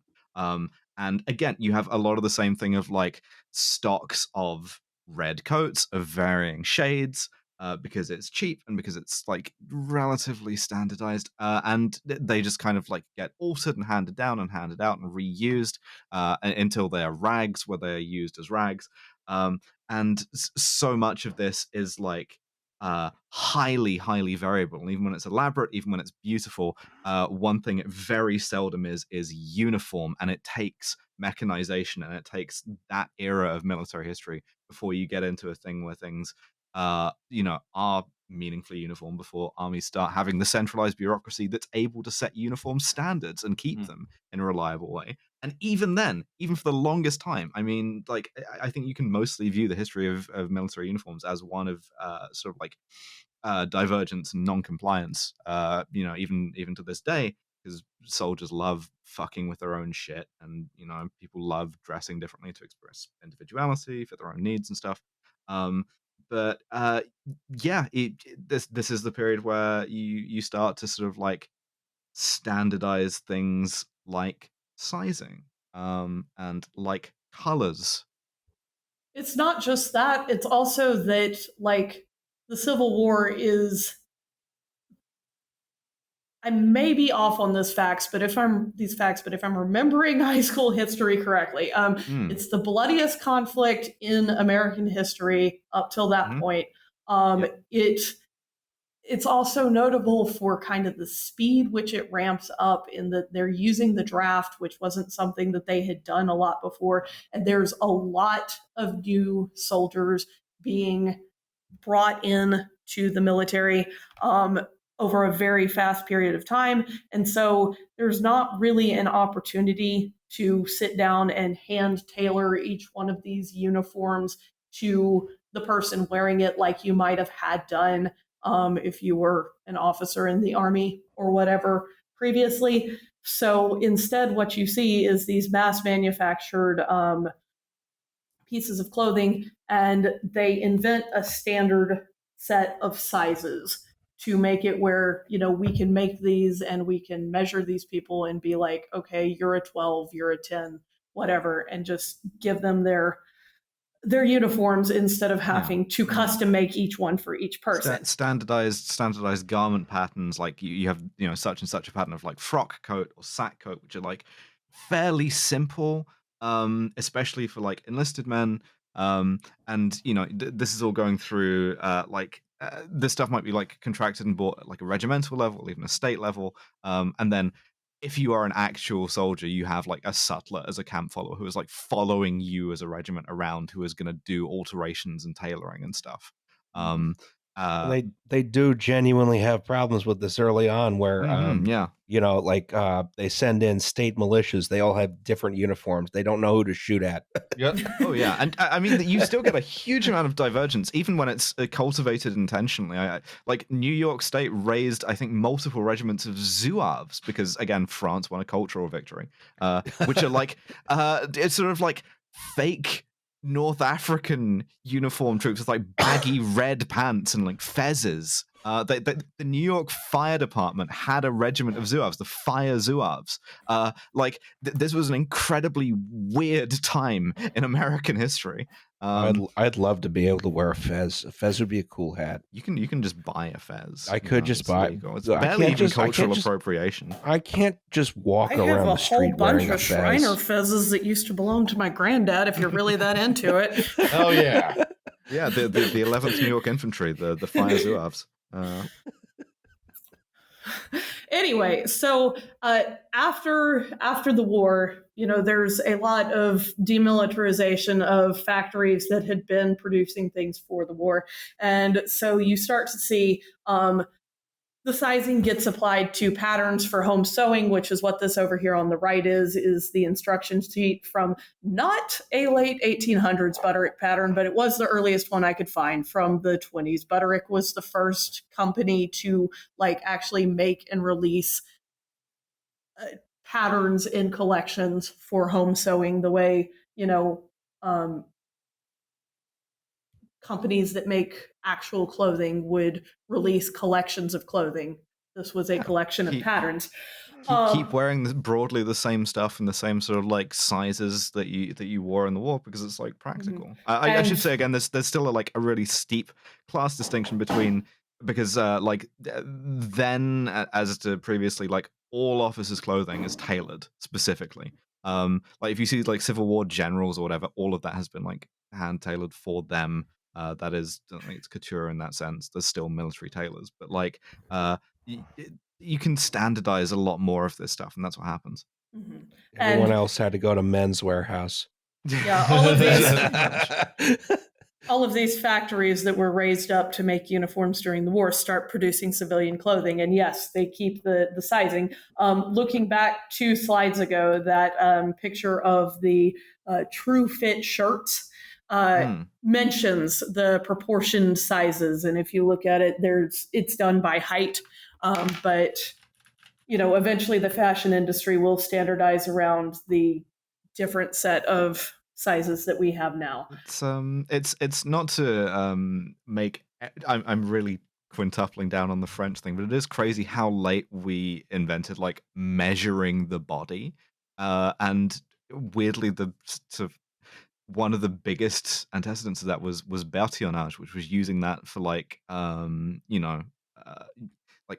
criminological purposes, right? You identify criminal tendencies based on like, your fucking bicep ratios or whatever, but also you keep a record of what this guy's body shape is. Phrenology by any other name. Yeah, absolutely. You size the building based on the modular. Yeah, there was a French fucking cultural victory. Yes. The more I say it, the more you realize I was right. Yes. Even though Le Corbusier was Swiss. He was French Swiss. He was late because the French won their cultural victory in the 1870s. Yeah. All right. So onward to next slide, please. An episode we have been putting off for ages and ages. For a long time. Consider this the like prologue to this episode. So this building is still there. This frankly could have actually been 3 separate slides, but this is kind of about the Gilded Age and how the relationship of your average consumer and your average worker to fashion continues to change. So the work in this industry still sucks ass. This on the left here is the Triangle Shirtwaist Factory. It is not certainly the only case of a disaster causing a lot of casualties in a garment production warehouse, but it is one of the most notable ones from history. It is one that sparked a lot of the early 1900s labor movement in the garment industry. And what happened with that was there was a fire, and a lot of the floors of this building were locked from the outside so that the workers inside of it could not leave or take a break or, as always, suspicion of stealing from the people in charge of their employees. Without stealing this fabric that's basically free at this point. Yeah. And so as a result, the women working in the factory cannot escape the fire. And so I think it's 146 people either get burned to death or jump out of the windows and die that way. And some people also tried to jump down the elevator shafts. Yes. Ooh. Yeah. And this creates, a huge movement towards unionization and labor protection in the garment industry that we'll talk about a little bit later on. But some other things to note about this kind of time period is that this is when you start to have the rise of department stores. These are the modern logos. French cultural victory. Aristide Boucicaut founded Le Bon Marché in the 1850s. Sorry. No. Wanamaker was first. Wanamaker was first. These are some of the earliest department. Pardon? Like the train? Yeah, it was the slower one. The slower one. God. Yeah, the slower one. This is long-running beef that I have with my American co-hosts about the faster steam train. Well, Wanamaker started by noticing that this old train depot in Center City, you could probably just sell stuff off the shelves directly. So he bought it and turned it into Wanamaker's Grand Depot, like just immediately before the Civil War. But yes, Macy's, Selfridges, Wanamaker's, these are some of your early department stores. And then this on the right here is a page from an early Sears Roebuck catalog. We could buy a house out of these things. It's not a page of actual clothes, but I will direct your attention towards the bottom of that center column. There's a vibrator available for sale. There is a portable vibrator. Yes, I just noticed that. There's actually 2 vibrators. Very useful and satisfactory for home service. Oh, I bet they are. Before Hitachi, you had Sears. Indeed. The Sears magic wand implies a horrifying design. I kind of want one. Yeah, it's just a little craftsman house. Vibratory craftsman house, yeah. You can return it at any time and they'll replace it. Frankly, it's probably Kenmore, not Craftsman. Yeah, they don't want those returns. You got a Milwaukee magic wand. But anyway, so these department stores and catalogs are kind of important because what happens here is one of the things you talk about in Marxist theory is alienation, where people who are working and making things, they are not connected to the end user of whatever they're making. It's not for their community. It's shipped somewhere else. It does something else. But it goes both ways. You know, these department stores are creating like these paradises of shopping where you just come in and you're surrounded by completely finished clothes with no context for the work that went into them, the conditions that these people were working in, whether they were getting fairly paid or not. Same thing with the catalogs. You're just looking at this product photography or earlier on drawings in the catalogs. It's not, you know, an actual understanding of what went into making these products. And the alienation goes both ways. We begin our sort of empire of treats. I just want to point out, you know, as much as there is a portable vibrator in here, there is also vibrator attachments for home motor. Yes. Which implies that there's just a motor that sticks out of the wall. That might also be something that you would use for like other things in your house that needed motorization, like an electric whisk, or yes, there is a beater attachment. Do not get them confused. Yeah, unless you're into that. Yeah. All right. Churn and mixer attachment. Fan attachment. Okay. Now, that one could cause some damage because these are those metal fan blades that if you stick your hand in, it's going to cut your finger off. It just instantly cuts your finger off. Yeah. All right. Next thing. The fucking Bing AI image generator does not let. Wait, shit! It says AIDS that every woman appreciates on top. I wasn't going to mention that, Mead. Okay. Yeah. Anyway. I was going to say it blocks me from doing a Milwaukee brand Magic Wand vibrator, which is bullshit. Fucking already walled garden technology. Oh, we have lost a slide in here. Go back one. Let me see if I can go back. Oh, come on. Oh my. Come on. Come on. We've been copyright striked. What? No, because the notes are showing up. Hold on. Maybe we can fix this.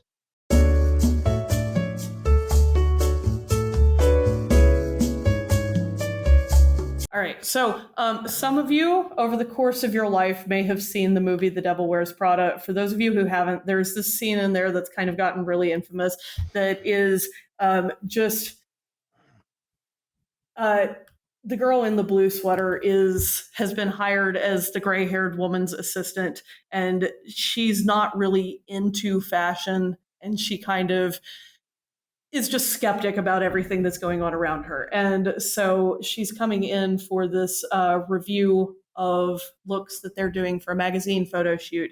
And gray-haired woman whose name is Miranda says, like, I think we need some belts for this. And another woman, you can see her in the background of some of the pictures, who is helping make these looks, holds up 2 turquoise belts with different buckles. And she's like, which one do you want? They're so different.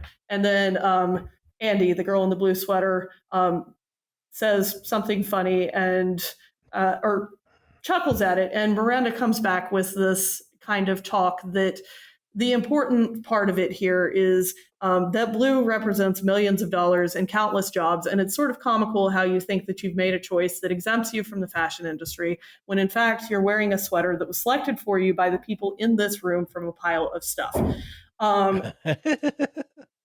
And that is kind of where things wind up at this point in your early to mid 20th century.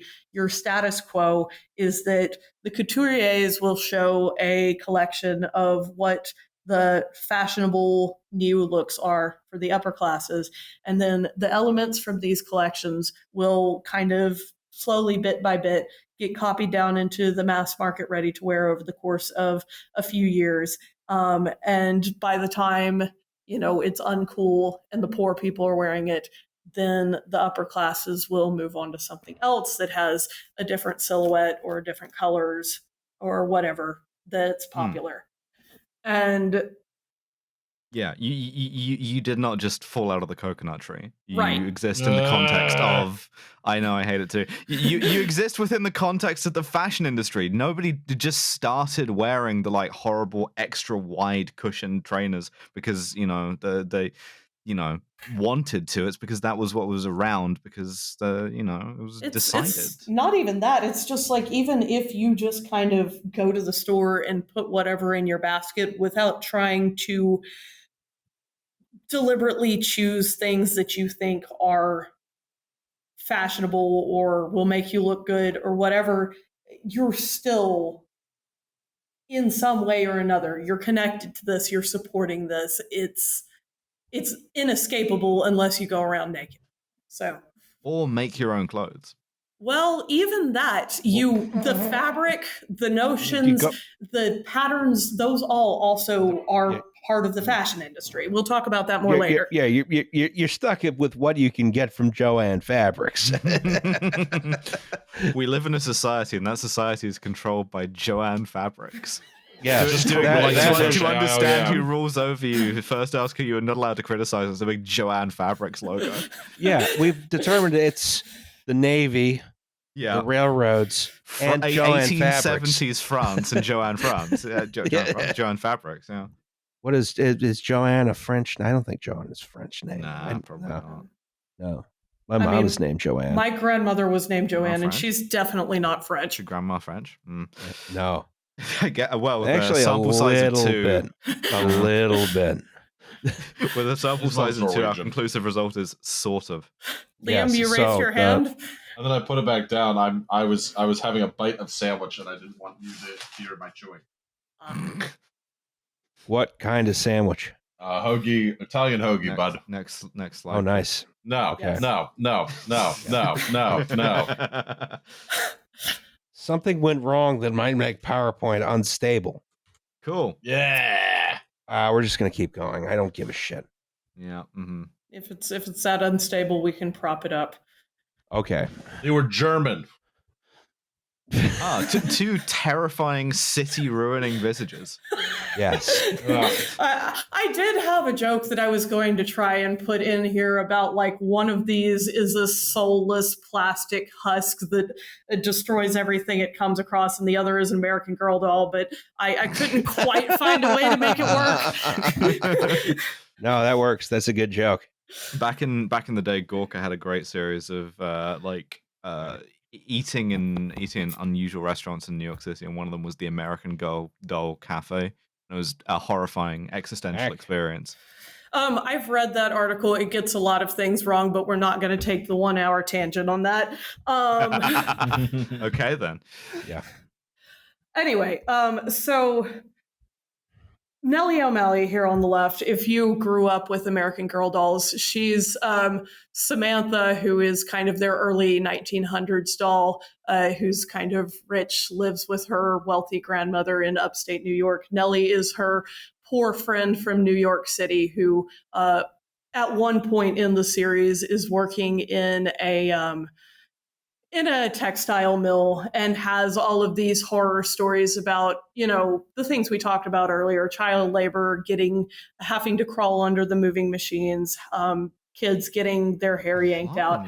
Hardcore, I wasn't aware these dolls had backstories, first of all, but that they also included the kind of like darker shades of human experience. Oh, yes. I mean, one of them is an escaped slave.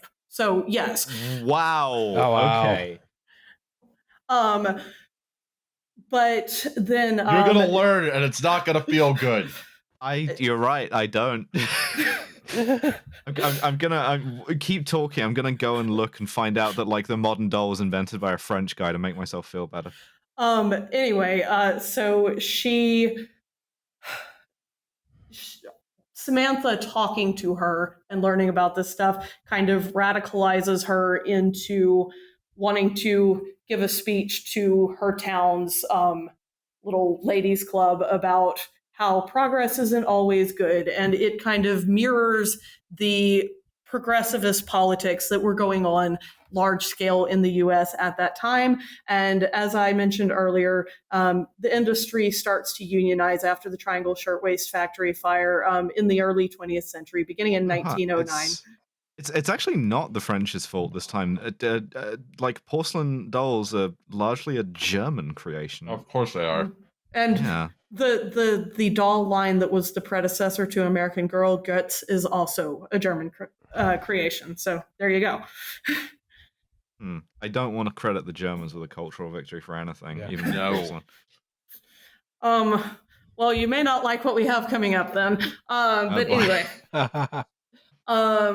Anyways, so we get things like minimum wage, a maximum hours for full-time, child labor restrictions that are more robust and actually enforced than what was available previously, so on and so forth. The conditions improve for garment workers. It's still not perfect, but there are some important things to note.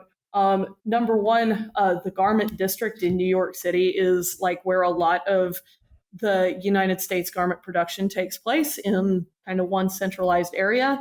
And two interesting things to note. Number one, this affects the concentration of Jewish immigration into the US, in that back in Europe, where a lot of Jewish immigrants had previously lived, there were rules about Jewish people could not hold down certain jobs, but one of the jobs they were allowed to have was a tailor. And so there's a lot of skilled dressmaking and tailoring labor coming over from Eastern Europe that focuses itself into this area of New York City. And that's a large portion of why New York City has a large Jewish population, is the garment industry being there. And it was a very, very Jewish industry. Some of these unions, when they were going on strike, they would chant in Yiddish, all that kind of stuff. And then thing number two is that because a lot of these production houses were kind of starting to spread into areas where rich people didn't want them to be, like Fifth Avenue, because they destroy the character of the neighborhood or whatever. You get your first NIMBYs. We sure will. The first occasion of zoning in the United States is to restrict New York's garment district to a specific area of the city. And that's why Robert Moses is on here. Yeah. Huh. Oh, yeah. Did not know that. Now you do. Bob Moses wanted to run highways through everything. Although I will note, this is a picture of one of his greatest failures, the Brooklyn Battery Bridge, which notably does not exist because Ole Singstad, a Norwegian, defeated him, built the Brooklyn Battery Tunnel. I will ping us back to whichever episode that was where he was described as a square victory. Yes. The Norwegians achieved a cultural victory at that precise moment, like the 1930s. Ole Singstad was the last guy who could stand up to Moses. It's the two sides of my heritage. You got the Poles, you got Robert Majewski on one side, and you got Ole Singstad on the other side. The bridges and the tunnels, respectively. Anyway. All right. Next slide, please. Oh, garment unions. I get to talk about how the birth of these was super racist. Like, particularly on the West Coast, a lot of early union stuff is like, you should buy union made because it's hygienic, and it's hygienic because it's made by a white person instead of a Chinese one. You can find a lot of old union ads that are like, look for the bug because it means white labor. There is no piece of labor history that's separable from racism, particularly in America. They're also very good at building public housing. Also true. Listen, IBM sells guns and computers, right? The fucking International Garment Workers Union is racist and also protects workers. We live in a society, we exist in a context. Yeah. If you spend all your life looking for, things that you can unironically or unreservedly support with no misgivings or takebacks, you're going to be looking for a really long time. Yeah, I was about to say, podcasts, you know. What can you like unreservedly enjoy? The sun is going to kill us in 500 million years. Come on. Patreon.com/WTYP pod, as you already know. Mm-hmm. We're the only good thing. Yeah. I think this is the point that we're starting a cult, you know? Everyone else will let you down except us. Yeah. But anyways, we'll start a hot yoga studio.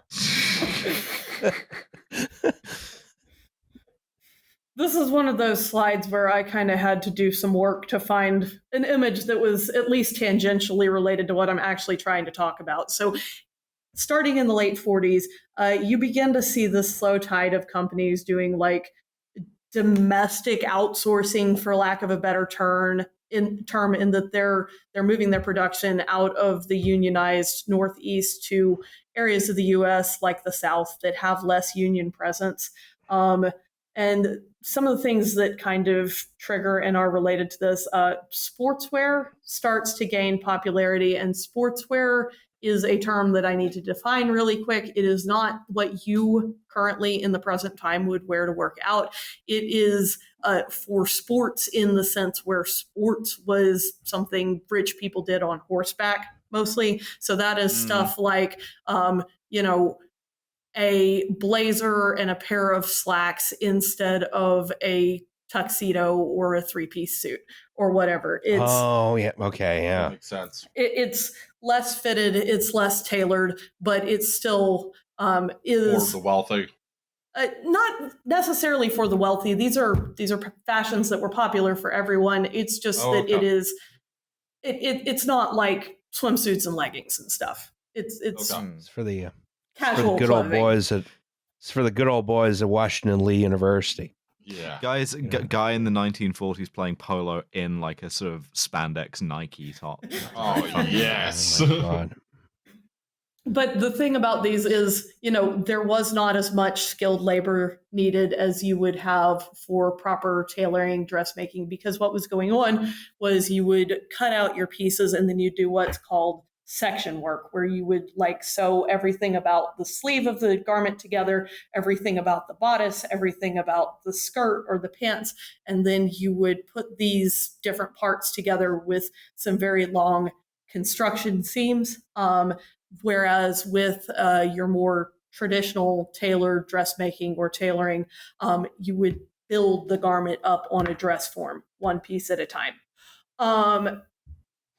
And the section work, just because of the way it is, it also requires more space to lay out these pieces that you're working on tables.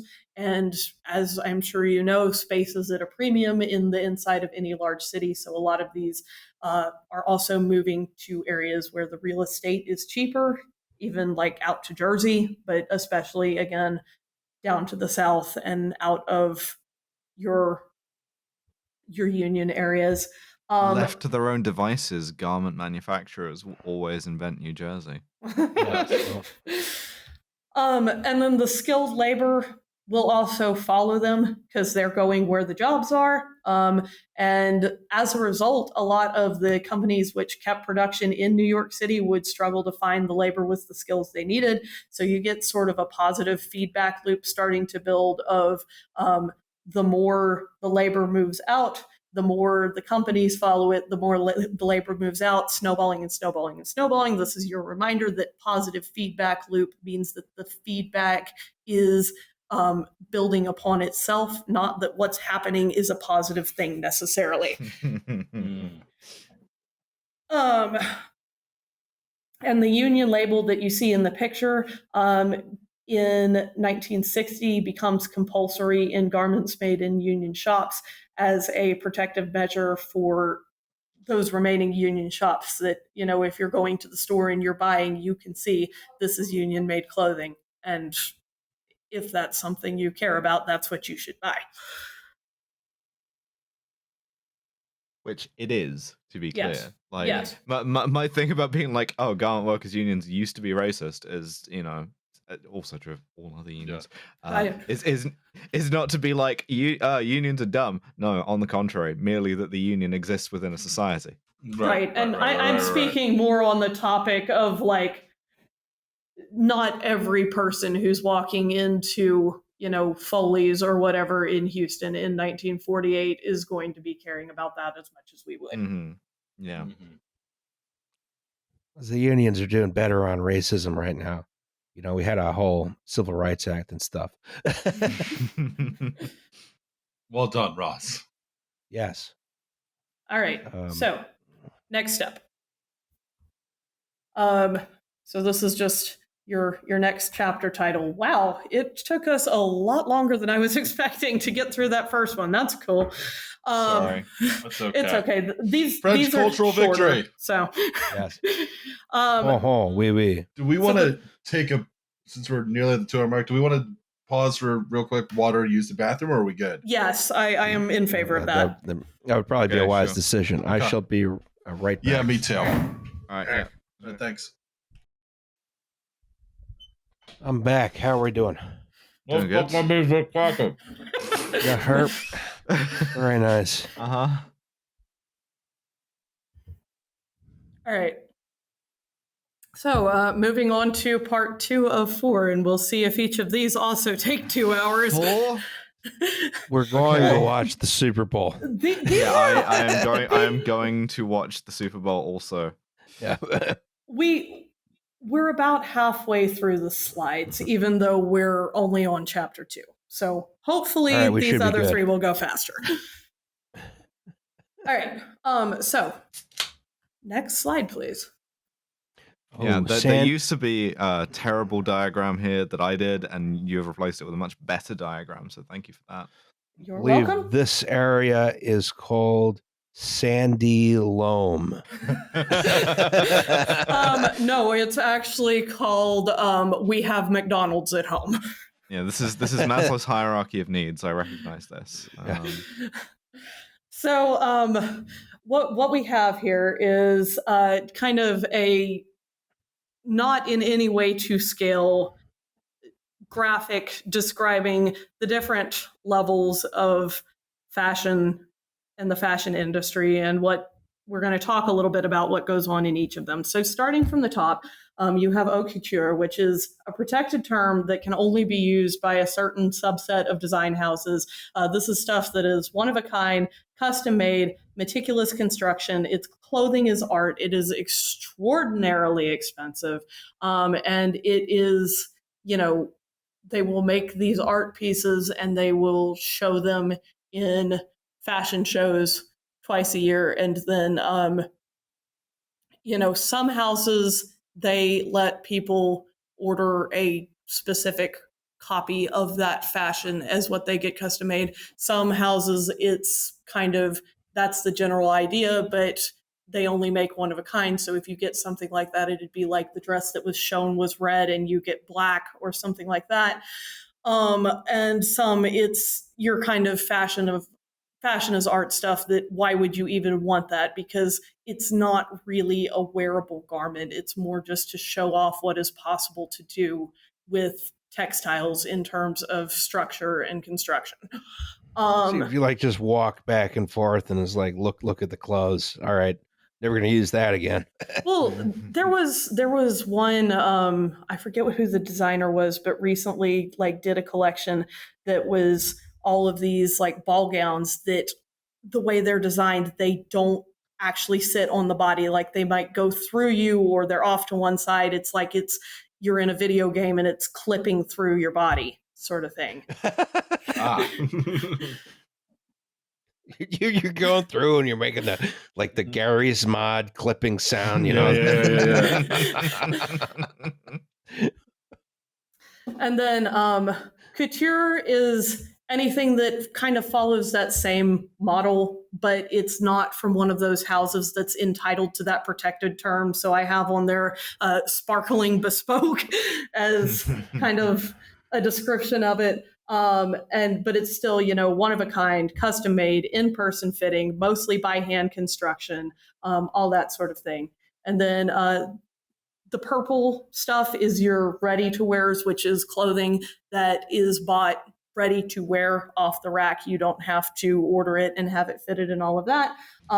Your designer ready-to-wear is pret-a-porter clothing from fashion houses that also produce couture collections for the most part.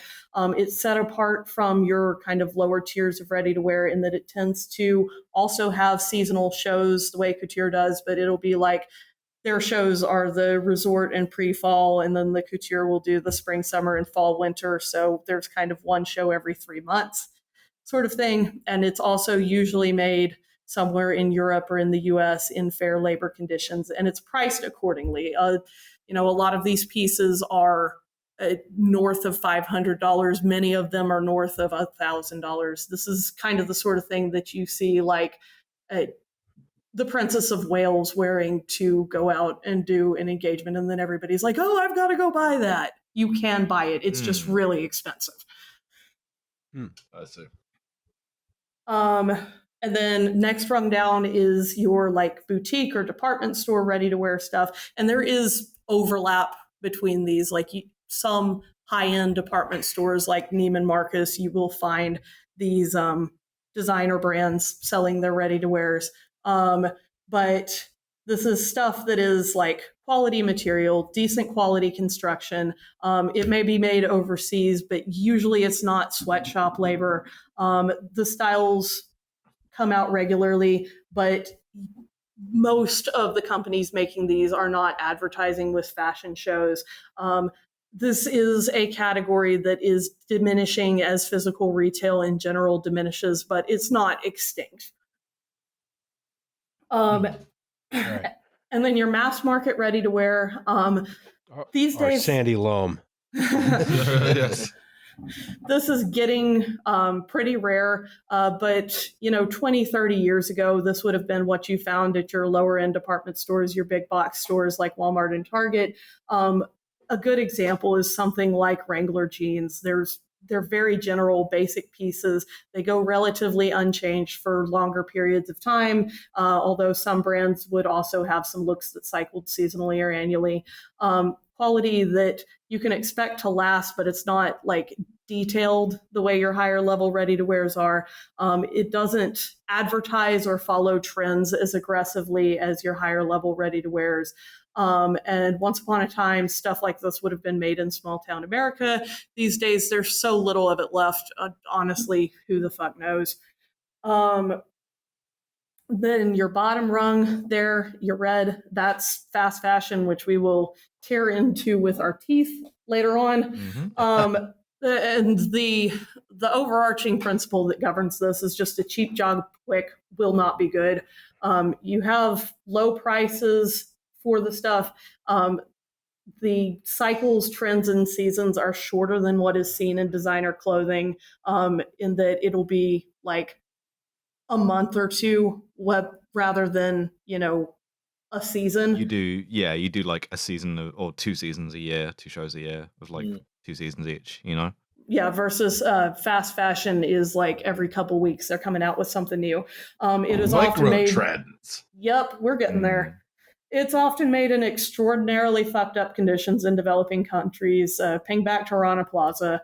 The marketing model is completely different from the traditional industry. It's very reliant on like social media influencers, people who can push things to consumers very quickly without a lot of planning. And like I said, we're going to get into this more later in the presentation. The other things on here, home sewing. The vast majority of people in the Western worlds don't make their own garment anymore, but anyone who does has control over materials, construction, and style, especially if you're skilled enough to draft your own patterns and work with couture techniques. So that can kind of be of a level of quality that is roughly equivalent to a lot of the steps on this pyramid. And then specialty, those are things like athletic wear for specific sports, leotards for gymnastics, swimsuits for swimming, that sort of thing, uniforms for school or for work, slow fashion companies, anything else that doesn't really fit into any of those major categories, but it's still part of the industry, and it is still in some way either subject to or a direct reaction to some of the stuff that's at play here. And these are all very general categories. Like I said, there's overlap, and frankly, it's possible I've missed something. There's probably more than 8 genders of clothing out in the world. Listen, at least 3. Well, this is the thing. I had 3 in my original pyramid, so. All right. So next slide. I believe this one's Liam's. Yeah, Coco Chanel was a fucking Nazi. Yeah. Yeah, I mean, this is the thing.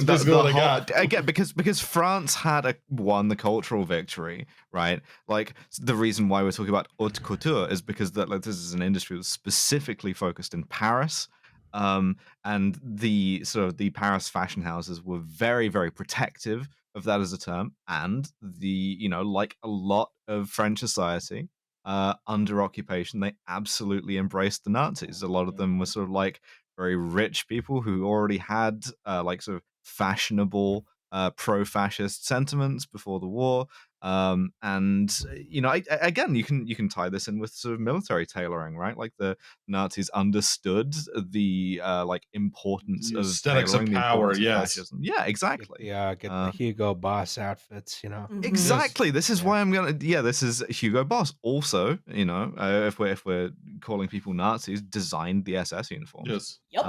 And again, like, admittedly, this kind of strains a bit because most of Wehrmacht worked on horseback, and by the same token, like a lot of this was like privately tailored. Particularly, you had like strange sort of flights of fancy, like Hermann Goering designing uniforms for himself and stuff.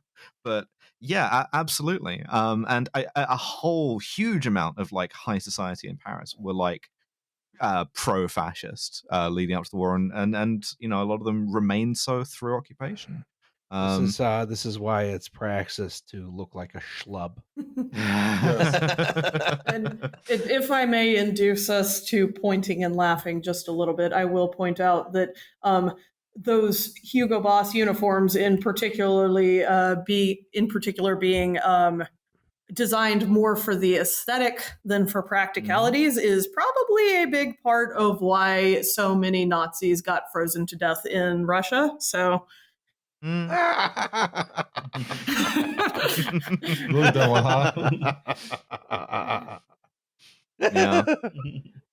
I mean, like we'll get to this, but like, unfortunately, well, for better and for worse, right now, when you buy something that, like, well, I say when you buy as if any of us are likely to do it, right? When Liam invests the podcast money and goes and buys like a full ensemble from like Dior, right? Yeah, it's coming. That's not going to like Christian Dior anymore, because all of this is owned by like the same LVMH 2 now, right? or 3. Yeah, it's same 2 or 3 like holding companies. And Christian Dior has been dead for a really long time anyway. Yeah, but it's not going to like his descendants particularly either. Like, if you want to see a very silly way of explaining this, you can watch the film House of Gucci, which or listen to the Kill James Bond episode about it. But yeah, it's ultimately going to like 2 holding companies that all own all of these brands.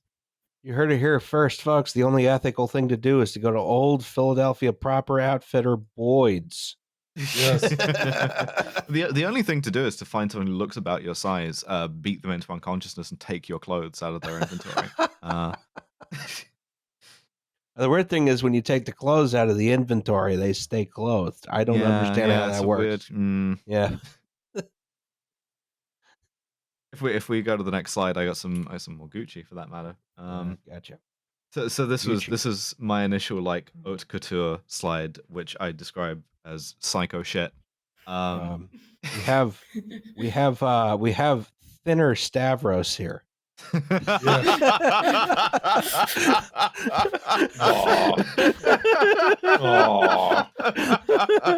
Oh man, yeah. What we have here is Jared Leto as fucking Waldo Gucci. I don't remember his name. I have all the drops.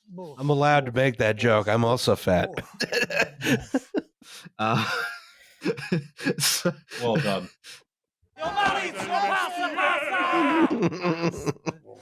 And so on. Yeah, so you may well be familiar with some of these names, such as Gucci or Versace or Tom Ford or Armani.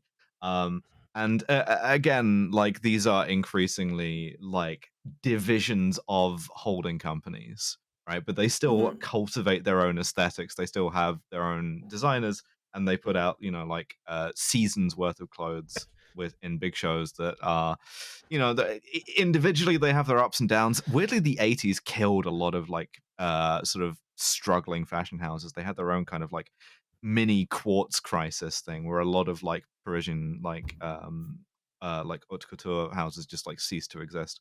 But yeah, this is like this is the industry in all of its sort of like terror and magnificence. And you could probably do a whole episode just on these guys because they are freaks. Ultimately, I think sometimes they overstate their own role in doing the Devil Wears Prada thing of like driving taste and making taste and pushing artistic boundaries that then trickle down, especially now that fast fashion has kind of like in some ways cut them out of that loop. But that's the like traditional understanding is that's what they're for, right? Is they're not really clothes that you wear, as we talked about. They're clothes that like exist to be beautiful and to be art and to be fashion, that then dictate the tastes for that season. All right. My turn to talk about this a little bit. Please. Sorry, I do apologize. No, you're good. Your guy on the left here, Karl Lagerfeld. Lots of people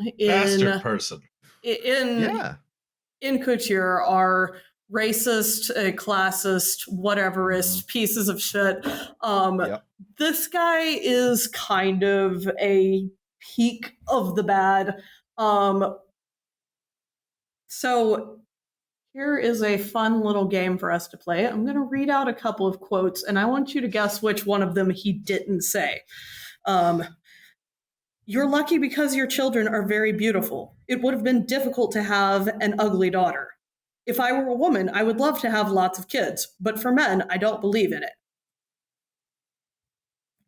I think that's maybe not mean enough to be Karl Lagerfeld. No, he said it. Number 2, what shocks me most in all of this are the starlets who have taken 20 years to remember with regards to Me Too, what happened. So saying... That's 100% Karl. Yeah, that's it. Sounds about, yeah. This is a fun game. I read somewhere that now you must ask a model if she's comfortable with posing. It's simply too much. From now on, as a designer, you can't do anything. It's unbelievable. If you don't want your pants pulled about, don't become a model. Join a nunnery. There will always be a place for you in the convent. That's Karl. That's great. That's incredible. I think tattoos are horrible. It's like living in a Poochie dress full time. It's a Poochie dress. That's Karl. Yeah. Poochie is a designer. Yeah. Is it like Puke and Gucci together, or is Poochie like an actual designer? Poochie is somebody's name. Yeah, unfortunately, Italians really do be named that. Oh my God, you're not wrong. All right, let's do this. Poochie online store. Oh, this is awful. People in charge of this industry are insane. Yes. Yeah, no question.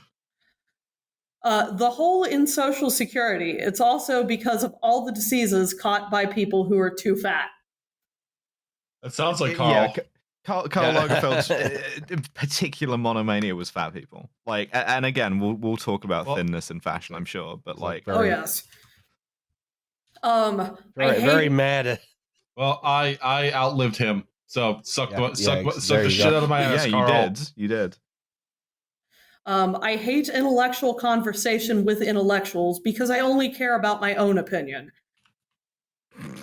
Yeah, Karl Lagerfeld. Because again, like, this is the thing. A lot of his stuff was like, this is funny and this is going to be like a meme, because again, like, fashion, very incestuous and like, especially at this level. And people like to feel included by being like, oh, this insane German man is like being cruel and joking with me specifically instead of at my expense. Which no. Oh, I could have fucked Karl Lager. I'm not even gonna say it right. Karl Lagerfeld. I could have fucked Lagerfeld up. I could, yeah. Well, I mean, yeah, because he was like 900 years old. You like push him over, and he like every single bone in his body just like spiral fractures at once. All right, two quotes with regard to Adele. She's a little too fat, but she has a beautiful face, and she lost 8 kilos. So I think the message was not that bad regarding what he had said previously. She lost it after he said that. Yeah. Mm-hmm. just a very weird dude. See, you're making me feel bad for making a joke about the guy who looks like Stavros here, but thinner, because now we're all talking about weights. They're all bastards, Roz. It doesn't matter. Lagerfeld's dad was a Nazi. That shouldn't shock any of you. Yep, he lied about his age for like pretty much his whole life. Yeah, I can like this is one of those places where you can be truly unhinged. So like podcasting in that way. It's just like a socially acceptable niche for the truly unusual. And then the pièce de résistance. No one wants to see curvy women. Yes, I remember this one. I remember when this shit dropped, even. Yeah. Yes. So, yes, y'all are correct in that these are actually all Karl Lagerfeld quotes, and this was a trick question. Wow, now I'm impressed. I'm gonna light all of Germany ablaze. I think that's the only fair recompense. I mean, what got Karl Lagerfeld famous was that he revived the Chanel brand, so maybe you should also set France on fire while you're at it. They've already won the cultural victory. There's nothing I can do. It won't mean anything. Exactly. What's going on with the cat here? Is the cat good? What did the cat do? Cat's probably a bastard too. Yeah, well, I mean, he said he would marry that cat. Actually, okay. If it were illegal, this is Choupette. His stupid red name. point. But Jared Leto came to the Met Gala dressed as this cat. That's not real. No, that's true. That is true. It's absolutely true. It's 100% true. Yeah, the article I was reading all these quotes out of had a picture of him in it. I'm looking. But what?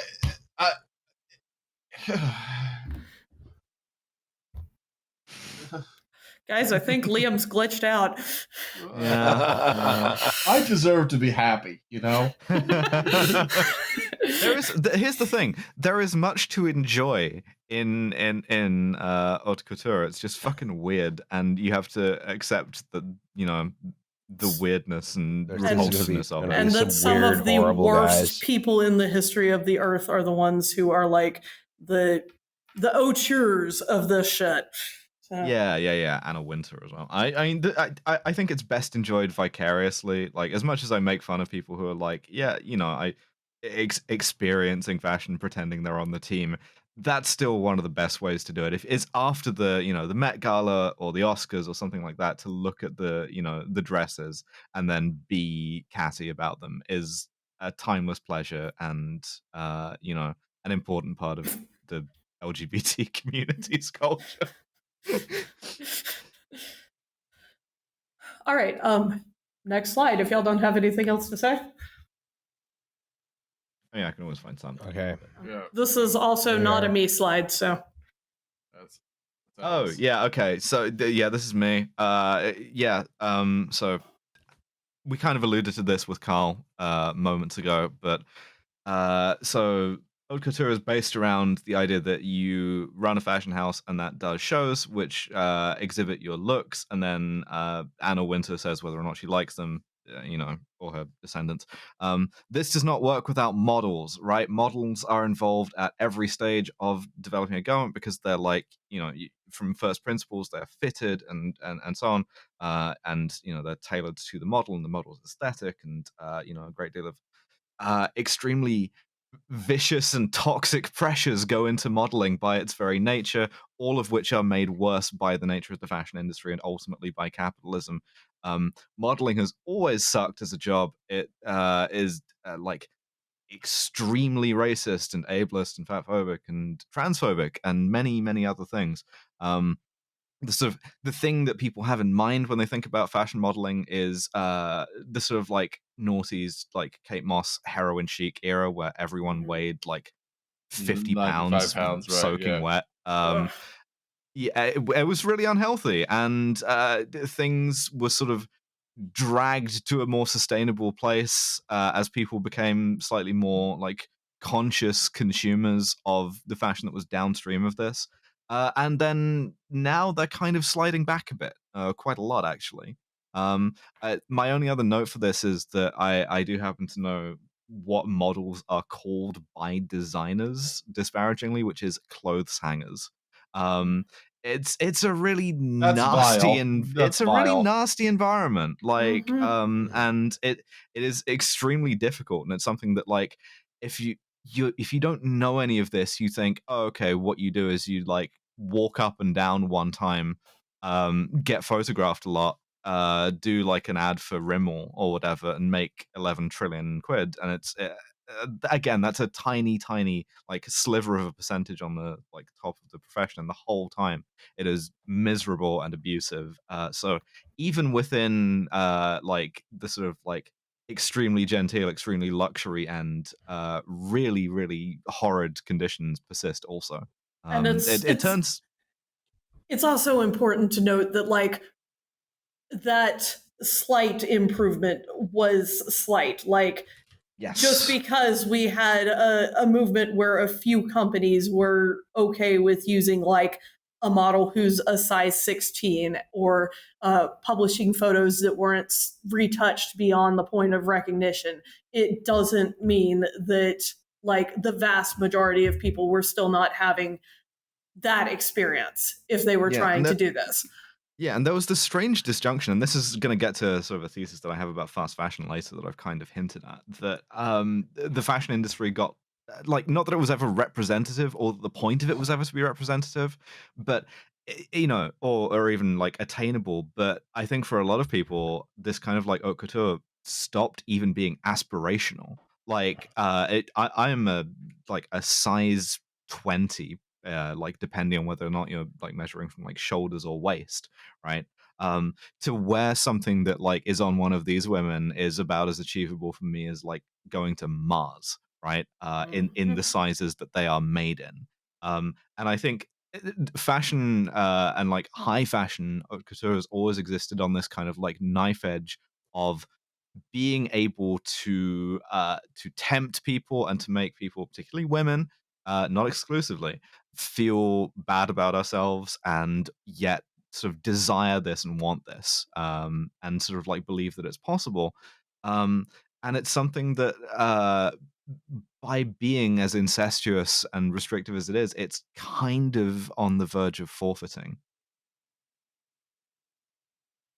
We need some big boys on the runway. Genuinely. Put Liam and I on the runway. Thanks, Roz. I like that. Oh, so actually talking about that, next slide.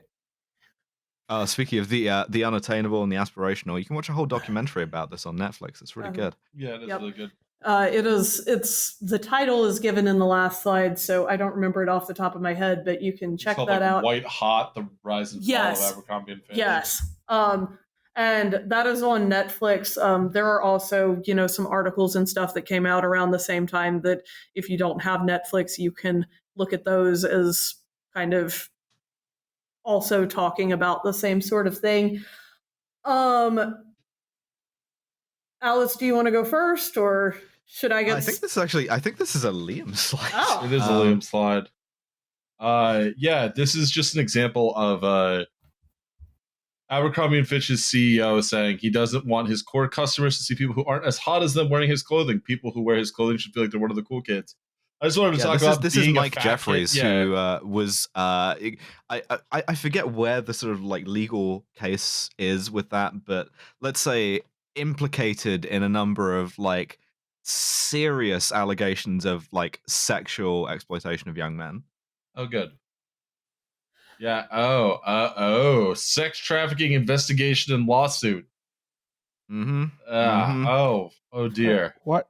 Why does it say Abercrombie and Fitch on the entablature, and then it also says Abercrombie and Fitch on the transom window. In case you forget it in the 2 seconds after you read the first time.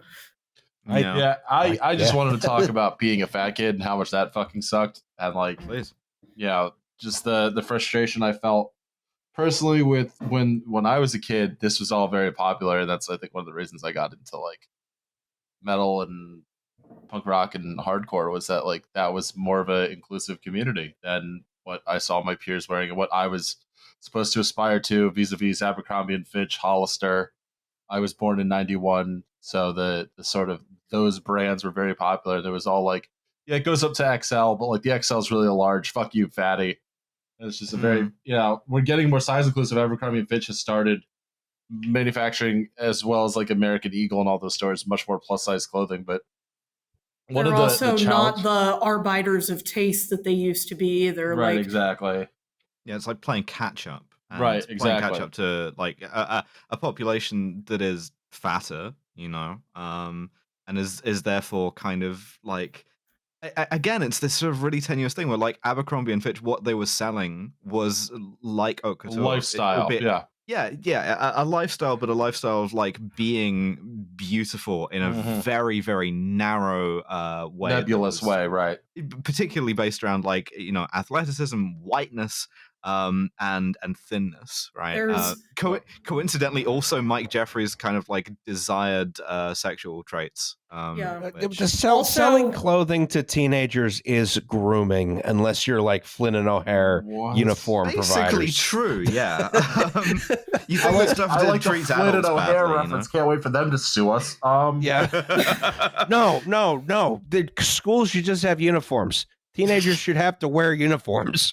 I don't know that I agree with that. I also don't agree with that, but that's okay. No one gives a shit. Yeah, but selling clothing to teenagers is immoral. Okay, I don't know what to tell you. To be fair, so we have to pick one or the other. Okay. The uniforms have to be free. Is the main. I'm gonna light Bella Hadid on fire. Okay, so. Speaking of Bella Hadid, getting into some other things about the fashion industry and how it interfaces with, communicates to, all that sort of thing, fat people. Number one, so there is this concept called the fit block, which is within a certain brand or a certain line of clothing. Generally speaking, they will all be made on the same basic set of patterns of like, if you're a size 10, that means your bust measurement is X, your waist measurement is Y, your hip measurement is Z. And it's why I want to kill myself every time I look at clothes. Like, that's because I'm a trans woman and my waist is shaped differently, That is not how people as a whole are shaped in general, but particularly with fatter bodies, different people put on fat differently. Some people get it in their tummies. Some people get it more on their hips. Some people get bigger breasts. Some people get it kind of all over. Some people get it in their thighs, some in their back. It's all kind of different. You could eat a lot of Krabby Patties and go straight to your thighs. But you can absolutely experience the feeling of being wrongly shaped for a line of clothes. And a lot of these clothing companies, their plus size fit block is basically just, we'll take the non-plus size fit block and we will just keep making it curvier and curvier and curvier. It's still, expected to be that your bust and your hips are about 10 inches bigger than your waist, and that's just not how a lot of fat people are shaped. So that's thing number one. Thing number two is, what I have written here is Project Runway makes blood spurt out of my eyes, but what this is that it's kind of a small example of an overarching problem, which is on Project Runway, every now and then they will have some kind of challenge where the contestants or some of the contestants get assigned to make clothing for fat people. And some of them will just kind of immediately be like, oh my God, I don't know what to do with this, because they've just never worked with making clothing for those body shapes before. And this is also, something that you see in the actual industry, is that there are so many brands that just do not even think about their clothes in relation to a fat person, or even, somebody like me who's not a plus size person, but I am a size 12. I'm not a 0 or a 2 or a 4 sample size that the clothes are designed to look their best on. And so as a result, you see a lot of these designs that maybe they look good on one size of person, but there are a lot more people that they really don't look good for. Thing number 3 is, this is kind of more the fault of your tabloid magazines and fashion blogs and whatever who comment on style. But you'll get something like, Bella Hadid will go out in public wearing a loose white t-shirt tucked into pleated denim shorts, which is something that my mom wore all throughout the 90s. And for her, it gets called timeless street fashion. But then when a fat person does it, they're frumpy and they're letting themselves go, even though it's exactly the same outfit. It's just about who it's on. Yep, that sounds about right. And then also kind of more about photography and advertising and all that sort of thing is that I think almost everyone, regardless of what size they are, but more so with fat people, has had the experience of, you see a dress or another piece of clothing in an ad and you think it looks nice, or you see it on the rack in the store and you think it looks nice, and you get it and you put it on yourself and it just does not look like that at all. And what you have to remember is that for anybody who is modeling in a show, anybody who is modeling in an ad, anybody who is like a celebrity or someone with money who gets these more expensive clothes and wears them out in public, they're not just wearing stuff right off the rack. It gets tailored to their body to be like, if they're not exactly the proportions of whatever size they are, if they have smaller bust line or bigger waist or something like that, the clothes get changed so that they follow it correctly and it makes them look much better. Whereas, most of us in the real world either don't even know that's a thing, or access to it is just money or time prohibiting. Just to jump in as a person of photography here, one of the other big things is, again, we've talked about this kind of like movement towards making fashion slightly less toxic that we're now backsliding from. And one of the sort of key points of that was the really like outrageous use of like retouching and photo editing, which was absolutely ubiquitous and like really verging on the cartoonish. And for a while there was this trend of like, oh, we're doing things that are unretouched, that are more authentic, because that's what you dumb motherfuckers like, we imagine. This was a lie. It was always a lie. The process of publishing a photo involves retouching it just as part of the fucking workflow, right? But like every fashion photographer, continually is retouching and editing photos. Anyone who says that they don't is lying. And again, the drive is towards thinness and like a particular body shape within thinness, of like whiteness and sort of like unblemished clear skin, and just sort of like general removal of imperfections, to the point that like it's basically automatic at this point. And it's actually getting worse now that we're incorporating AI, as like later versions of Photoshop do.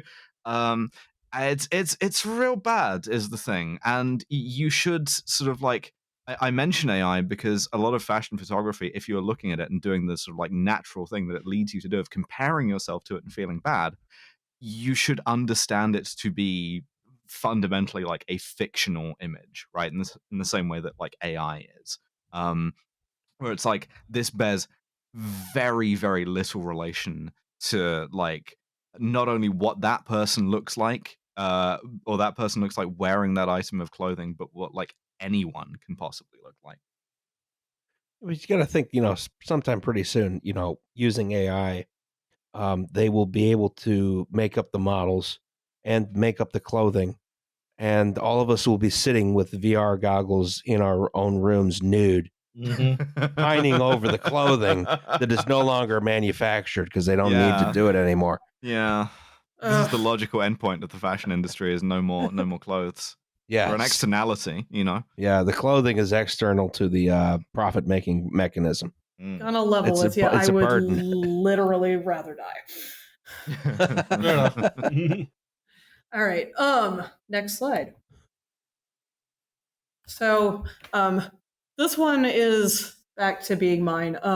There are also a lot of designer brands out there that if they have any unsold product at the end of a season, they don't have a sale, they don't have an outlet, they don't have any shit like that. They just shred them, destroy them, and throw them away. Louis Vuitton is infamous for this, but they are certainly not the only ones doing it. It comes from a place of classism. They would rather just destroy all of this product with the financial loss, the environmental damage, whatever else that entails, than risk that a poor could possibly get their filthy paws on them and ruin their brand image. And this is one of those things that, like, I just think about it and I see red. It's the Grapes of Wrath thing. I mean, skincare brands do the exact same thing. You can see TikToks of like workers in Sephora's or whatever, like pouring out and deliberately contaminating all of the unsold like luxury skincare stuff. And yeah, as far as it goes, as far as protecting brand image goes, meanwhile, if you live in a city, particularly if you live in the UK, you may notice that fucking everyone is wearing luxury brands. And you look at them and you think, wait a second, there's no way like every person on the street can afford Balenciaga or Louis Vuitton.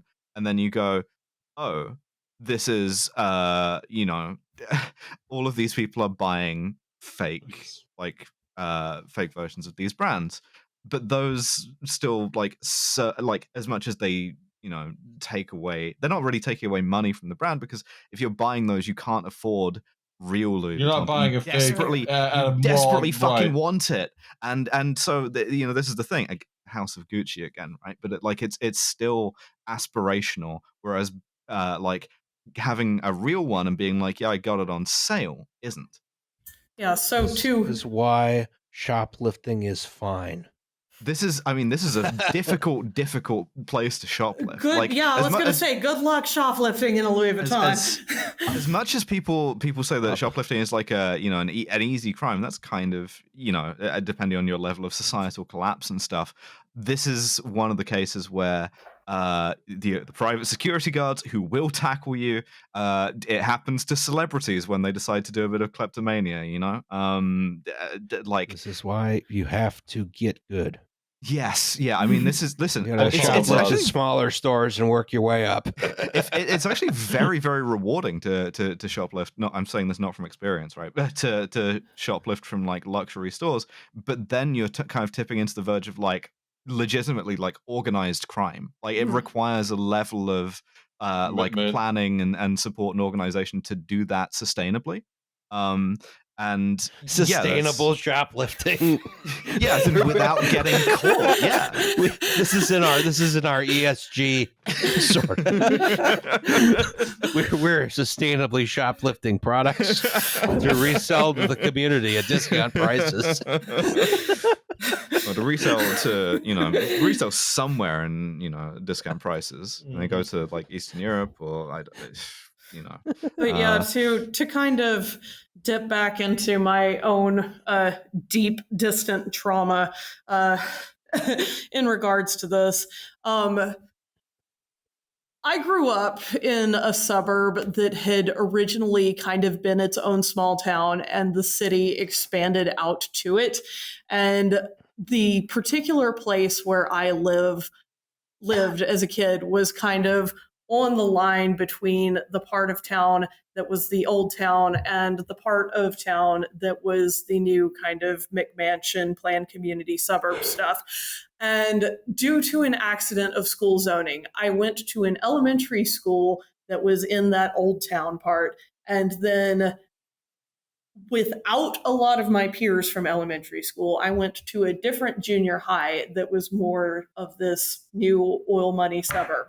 And so I was thrown at the beginning of 6th grade into this kind of environment where suddenly, this was that point in history where those little slouchy hobo Louis Vuitton bags were super popular, and like everybody had one, or from Coach or from Dooney and Burke or something like that. And I was kind of just sitting there like, number one, what the fuck even are these? I've never even heard of this before. And number two, how is it that all of these people around me can afford this and my family can't? And also related to, some of the teen brands we were talking about earlier, like Hollister, Aeropostale, American Eagle, Abercrombie, all of that stuff. And Flynn and O'Hare.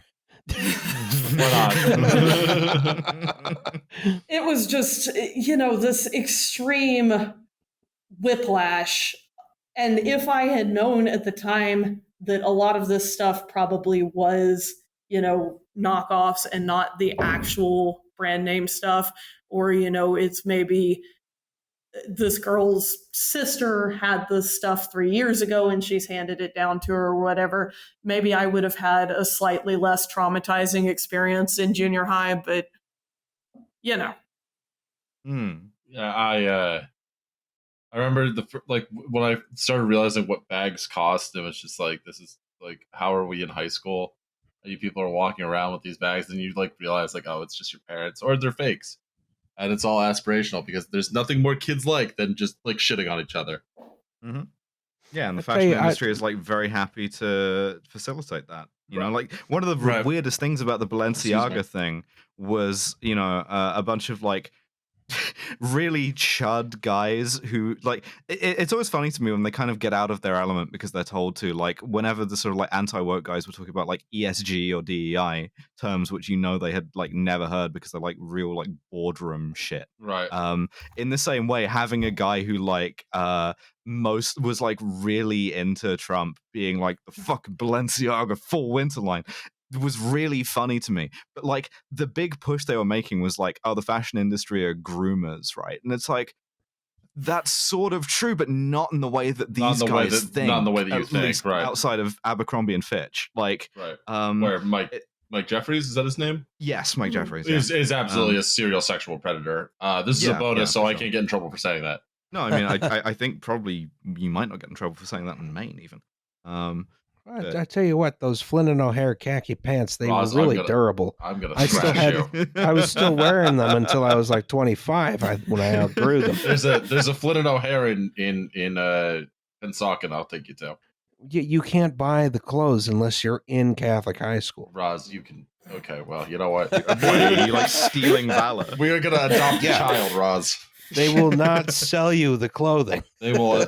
We'll explain that we are gay Catholic dads here to stop For what it's worth, I do have some things in my own closet that I've had since junior high that are still fine, and there will be some limited pictures of those later in the presentation. But I think we should move on because we are already almost to 3 hours, and we've still got 15 slides. So we're going to have to pay Devin the big bucks for this one. Yeah, we are. All right. So this is just chapter 3. Shit's fucked. Capitalist shitification comes for us all in the end. What we were just looking at was kind of the 20th century status quo. Now we're looking at how things started to change at the end of the 20th century to lead us to no, they got worse. to lead us to where we are today. So next slide, please. This motherfucker. Hardly dead, at least. Hey, Roz. How's it going, buddy? Motherfucker. So, as you may be aware, one of the few things that Henry Kissinger did that has actually been rather universally lauded as being good is the negotiation of the opening of trade relationships with China. I'm here to argue that it's not as good as it's been made out to be, because what this started to allow was, instead of just outsourcing the work from union areas within the U.S. To other areas of the US that didn't have the same kind of union protections, now we're outsourcing them through Chinese trade relations, through things that come later like NAFTA and DR-CAFTA, all of that, to completely offshore locations where we don't even have the legal protections that you see at the federal level in the US. Because the thing is that China has to exist in a context as well. This is the central flaw of socialism with Chinese characteristics, is that it also exists within a historical context. But yeah, so we end up kind of repeating ourselves in a lot of ways, like recent Chinese history and sort of market reforms turning into like doing a kind of capitalism speed run. Oh, yeah. And meanwhile, we offshore a bunch of manufacturing in a bunch of really bad ways, but on the other hand, it means you can get treats that you have to think even less about how they're produced. And we love those treats. Oh, yeah. And some other changes in just supply chain and logistics that make it possible to speed up that cycle I was talking earlier of copying couture down to ready to wear, and kind of doing it now before those designer styles are even available from the designer, because usually there is a 6 month delay from when the designer stuff is shown to when it's actually on store shelves if it's ready to wear, or when the garments would be ready if it's couture. But we get containerization in the later half of the 20th century, which changes every industry, and fashion is not immune. You get not the introduction, but the expansion of the serger in particular, which is a kind of sewing machine, which instead of just sewing a seam, it sews the seam and finishes the raw edges in one step. And that allows for garments to be constructed much faster, because each seam is one step instead of three. The beginning of the internet and being able to transfer documents over the web instead of having to snail mail them everywhere means your designs, your patterns, all of that stuff can go from their origin to your merchandisers, which we'll talk about what that is in a few minutes, and to the factory way faster than they used to. And we'll get into this more in a couple of slides as well, but the result is that the origin labeling laws that we now have in the US are very inadequate, because we may have multiple different steps of this design, construction, and so on process occurring in many different places around the world, but it's only required to show one of them. So sort of like flag of convenience stuff. Yeah, it's why it's very difficult to find genuinely union made like clothing in the United States. Or get it printed, for instance. Yeah. Oh yeah. Or get it printed, yes. All right, next slide.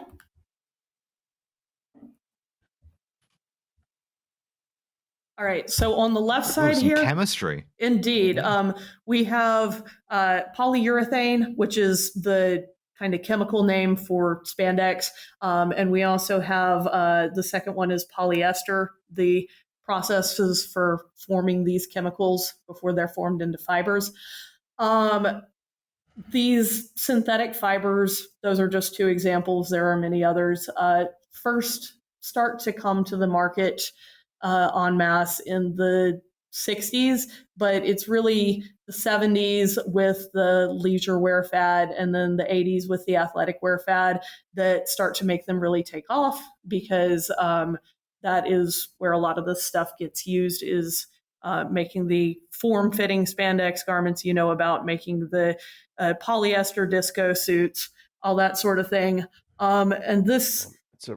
It's a really great way to get permanently disfigured in a fire. Yeah, absolutely. It's a really great way to get like horribly ill manufacturing these. Some really, like, again, clothing manufacturing never nice for the workers, but not great when you make all the clothes out of oil either. I have made nylon in the lab, and that was fun, but it's much different at scale.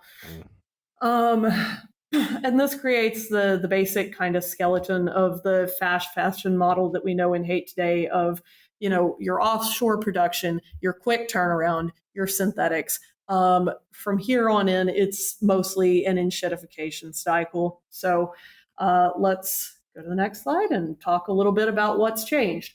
So the global supply chains for fashion brands have become more and more and more complex. What you have up here is kind of your basic steps for one garment. Up at the top, you want to make a new garment, you have to design it. Then you turn it into a pattern from the design.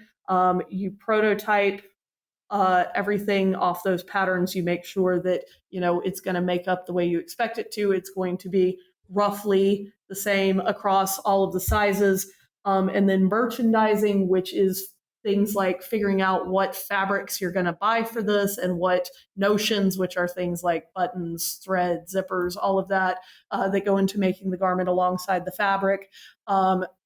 Figuring out what factories are going to do what for you, figuring out how much of each garment you need to produce and where you're going to send it. Are you sending 20 copies to every store you have, or are you sending 50 to your biggest locations and 10 to the others, or just what? And then up in the other starting points, we have going into the fabric production, you have to produce your fibers by either growing cotton, wool, flax, whatever, or synthetic production of nylon, spandex, polyester, whatever. You have your dye production, which again may be natural, may be synthetic, and you have your raw material extraction, production, refinement, and so on to make your notions as well. Once you've figured out what you're doing for all of that, and you've got your fabric produced and cut, you've got your notions produced, then they can all come together and actually produce the garment. And then that gets shipped to your distribution centers, and that gets shipped to your retail level end user. Or in the case of online shopping, it can be shipped directly from the distribution center. But some things to remember about this. This is for one garment. Most large brands are not just making one garment, and so they will contract multiple different factories to do all of their different garments that they have in a collection, or sometimes they'll do small groups, or sometimes you'll see, several factories for just the production of one garment because they're making so many of it. Same goes for the next step of the tree. Up the tree, one of those factories may have many different suppliers that they're getting their fabric, their notion, so on and so forth from. Another thing is that it may not be all of the production in one place. You may have different stages of production that are occurring in different factories. You're cutting in one factory, you're piecing or section work in another, your main construction seams in a third, so on and so forth. Because of the way business is sometimes unstable in these developing countries, suppliers and subcontractors can change frequently and unpredictably. And this is true at all levels of fashion except in-house designer, where the clothes are made in the place where it's designed. But this is doubly so for fast fashion because the speed, the responsiveness of the business model necessitates it. If you already, if you've worked with a factory before, you know that they're a safe choice in terms of ethics and whatever. but they're already busy doing something else. You're not going to wait around it for it to come available if this trend is only going to last 3 weeks, because you just don't have time for that.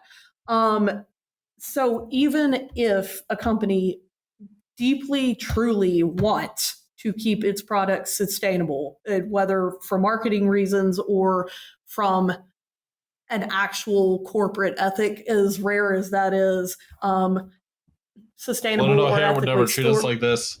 Yeah. Or ethically sourced. Not possible to be competitive and do that, you know? Right. And it's just impossible to do it at all. You cannot follow every branch of this tree all the way down to the ground when there are, this is a stacked 5D chess deck. There are 500 of these trees, one on top of the other, and you have to follow every single one of them if you're going to ensure that your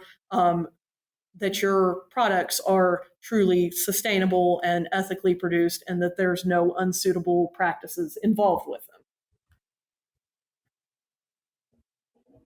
them.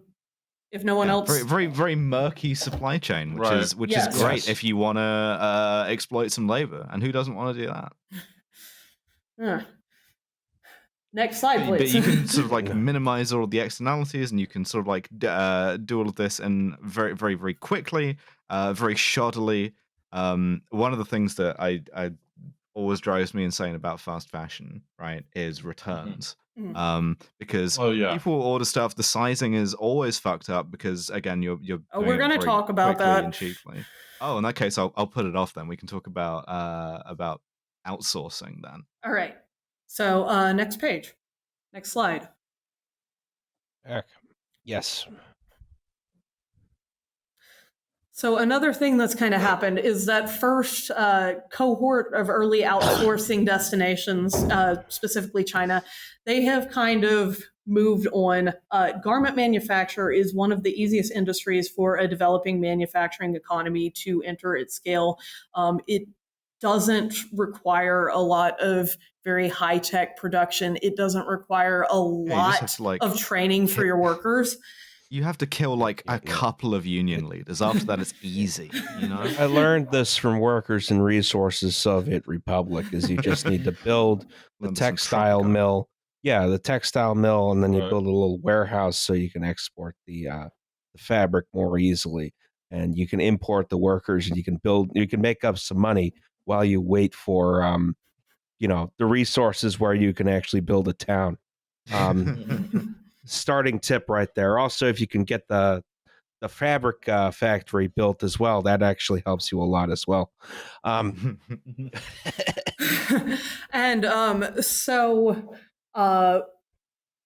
as a country that started out with their first forays into a manufacturing economy being fashion industry, as they see their economy start to mature a little bit more, they move more towards higher tech manufacturing, things like cars, electronics, so on and so forth, that will net a greater return on the investment.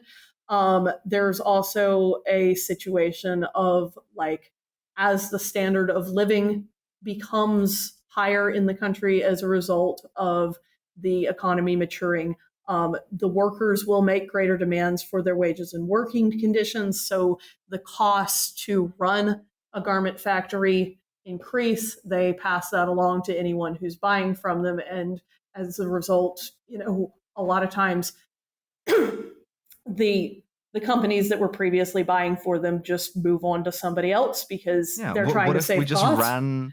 It's literally you run this kind of scam of the entire history of 19th, 20th, 21st century capitalist exploitation. It gets dumber and faster every time, and then you get run out of town to the next smaller, poorer country, and eventually you're gonna run out, and they're gonna have to try and fucking make cunty swimwear on an asteroid or something, Mars probably. That's what they're gonna do on Mars, or the moon. And so Fabrique en la lune. So the garment manufacturers move another rung down to a less developed country where the labor is still cheap. And you can look at this slide. These are a bunch of different tags from all over my closet that are just different countries of origin. And you can do this with your own closet too. It's a good idea. It can be a very enlightening experience. There are some garments in here that are older, in particular that one that says Carlisle, the one that says assembled in Dominican Republic. Those and the one in the top left that says made in Philippines, those are all actually older than me. Those are vintage pieces that I've bought. And then the bottom left there that says made in Cambodia is the dress that I was talking about that I've had since junior high. But I want to call your attention specifically to here in the middle where it says assembled in the USA of imported and domestic materials. And that kind of goes technically American made. Yeah, that goes back to what I was talking about with the labeling laws not being adequate of, yes, this was made in a factory in I forget exactly what town in Pennsylvania it is, but wherever GK is in Pennsylvania, but they're pulling in the fabric from somewhere else. They're pulling in the trims from somewhere else. All of that kind of stuff. It's not something that's simple enough to be handled with one or two lines on a garment tag, and the laws around this should be more clear, more in depth.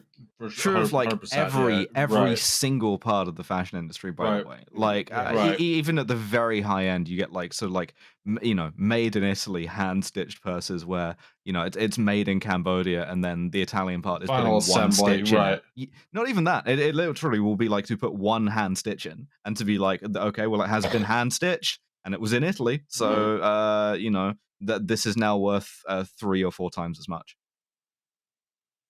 All right, next slide, please. So this is fast fucking fashion.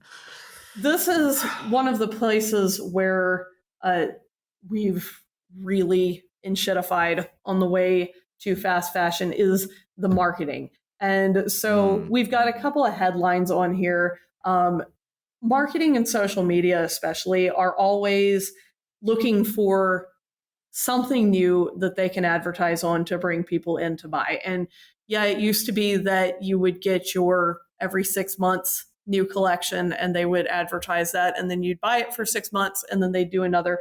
But we've started to, instead of having those 2 or those 4 large seasonal collections, a lot of brands have started rolling over these monthly or even weekly drops of micro collections, smaller collections. Sometimes they call them capsule wardrobes, which really pisses me off, because the idea behind a capsule wardrobe is that it is, you have 5 or 10 pieces in your closet that you switch up a bunch of different ways and you keep those for a long time, versus what they're selling as a capsule wardrobe is you're buying a new capsule every 3 weeks and then getting rid of it, which is ridiculous. So live in the pod, eat the bugs. Yes. So now you'll own nothing except your capsule wardrobe and be happy. As a result of this, you're starting to see your trends are turning over, annually or even faster now, instead of in the kind of 5 to 10 year cycles that they previously often had. It's existing in this weird space where, like, sometimes the manufacturing is just completely decoupled from reality. Yeah. And this is the thing that I originally said in the tweet that like sparked all of this off, is that production becoming uncoupled from demand, right? Is that, like, without knowing what the trends necessarily are, a large part of what fast fashion is speculating, ordering a shitload of everything. And then what sells you keep, and what doesn't you just have like 100,000 of that gets dumped straight into a Nazca line. And we definitely have not had any incidences in all of history where speculative economies turned out poorly. I love tulips. I love them. Can't get enough. They're really good. I was actually thinking about stocks during the 1920s, but I heard tulips are going to be the next big thing this year. But we're actually doing an NFT of every individual tulip. This was originally a fast fashion thing, but it's also started to move up the chain. And as mid-market department store boutique ready to wear has moved out of physical locations and into more internet sales, it's starting to affect them and affect specialty brands as well. What I have up here on the slide is just some screenshots I took from Lily Pulitzer's Instagram, and I've highlighted the dates. You can see that between December 13th, which at time of recording was less than 2 months ago, and now we've had 5 different things drop. We've had one isolated product in a new colorway. We've had a new micro collection. We've had collabs with 2 other different brands. And then on February the 5th, they released their actual spring collection. And it's this really like high speed, like false scarcity thing to be like, you have to buy this now because it will be gone. We'll be replacing it with something else like next week. Exactly. If you like it, get it. And people are very sort of like easily manipulated by that, myself included. And and this is honestly, in terms of how these things go, sometimes it's a bit of a tame example too. But I mentioned specialty brands. My day job is coaching gymnastics, and GK, one of the largest leotard manufacturers in the world, has also started adopting this kind of business model with how they advertise their leotard collections, of like, instead of just having their here's your back to school collection, they'll be like, here's our first 5 styles from our back to school collection, and then here's our Team USA themed styles, and here's our athlete design collections, and all this shit. And it's just like, no, one catalog, send it to my ass. You know what I'm saying? This is the thing. Like, fast fashion has kind of acted in the best analogy I can think of is like a cancer. It is like reproducing uncontrollably in ways that are starting to like compromise the function of like other organs. It's sort of like metastasizing through this like nice, orderly, terrible system of fashion that we have. And now things are getting more like fast fashion as it produces more and more copies of itself. I'm just confused at this whole thing, because the way I approach fashion is that this week I ripped a hole in my good pair of jeans. I'm like, at some point this week, I have to buy a new pair of jeans. And that will be my interaction with clothing for the next 8 months. I have to go to John Wanamaker's in Center City. Yes. And I have to buy a pair of jeans. So this is the thing. You are in a minority, in a shrinking minority, because it gets easier to hook more and more people into this. And it's particularly back to the grooming thing, particularly young people. And so like you might be like even an outlier within your generation in like, I own like 1 pair of pants or whatever, and I replace it when it wears out. But like people who are kids now, who have like grown up entirely on like basically unregulated social media, where any number of like fashion brands have been systematically exploiting and training and grooming them into believing that like the way to dress and the way to like experience fashion is through this like highly sort of like gamified and like fast moving and acquisitive sort of like thing. That's gonna be, unless we are very careful, and I think we may already be too late, this is the way of the future. And it's also I was groomed into the man who I am by the fashion brand Flynn and O'Hara. The Catholic schooling system is not great in a lot of ways, but it did save you from like TikTok fashion trends. Uniforms. Uniforms are good. You know what else I realize now? Dress down days. Those were bad. Shouldn't have done them. It's also important to note that, like, even if you don't have this approach to fashion, there may be something else in your life that you do have this approach to without realizing it, because there are other industries that have kind of seen this and taken that same business model, marketing model, and started to use it. Going back to the American Girl doll we had up there earlier, they used to release, 4 main catalogs a year with new stuff in it. Now it's every week or 2, they're dropping something new. It's just, the model for advertising that you get in an attention-based economy like social media. Strange modes of consumption and production happening. Sort of like it used to be City Skylines DLC, but it looks like they fucked up City Skylines 2 enough that's gone. Yeah, legitimately, DLC is kind of an example of this. Using DLC, that was my example. Also, they gave it to me for free, so nice. That's not consuming. Yeah. But yeah, no, I think often, not to turn this into a Trash Future episode, but we kind of like, as we approach the kind of like, bits falling off the aircraft in flight stage of capitalism, we end up with this kind of like real like incoherence. It feels like we're living in the future and it is trash. You're over the sort of like event horizon of the black hole, and things are like tearing themselves apart in like really like strange contradictory ways that kind of fuck with like the time itself. They used to be able to sell me a brand new SEPTA monthly pass every month, but I got over that by starting a podcast. All right. Next slide. Fast fashion. Yeah. So this is where I put in my little rant about this. So there are about 1 million companies. Shein is by far the biggest. All of these, Shein, Zara, H&M, suck for a bunch of reasons. They suck for workers, which like obviously, as we said, there's like very difficult to like have any kind of like ethical garment manufacturing. This is like profoundly unethical. All of this shit is made by slaves. You buy it and like 5 different cards come tumbling out of the pockets that all say like, please rescue me. Please rescue me from Chinese prison where I'm being forced to make this dress. It's like frankly dangerous for you given the lack of oversight. Like all of this shit is probably dipped in fucking cadmium.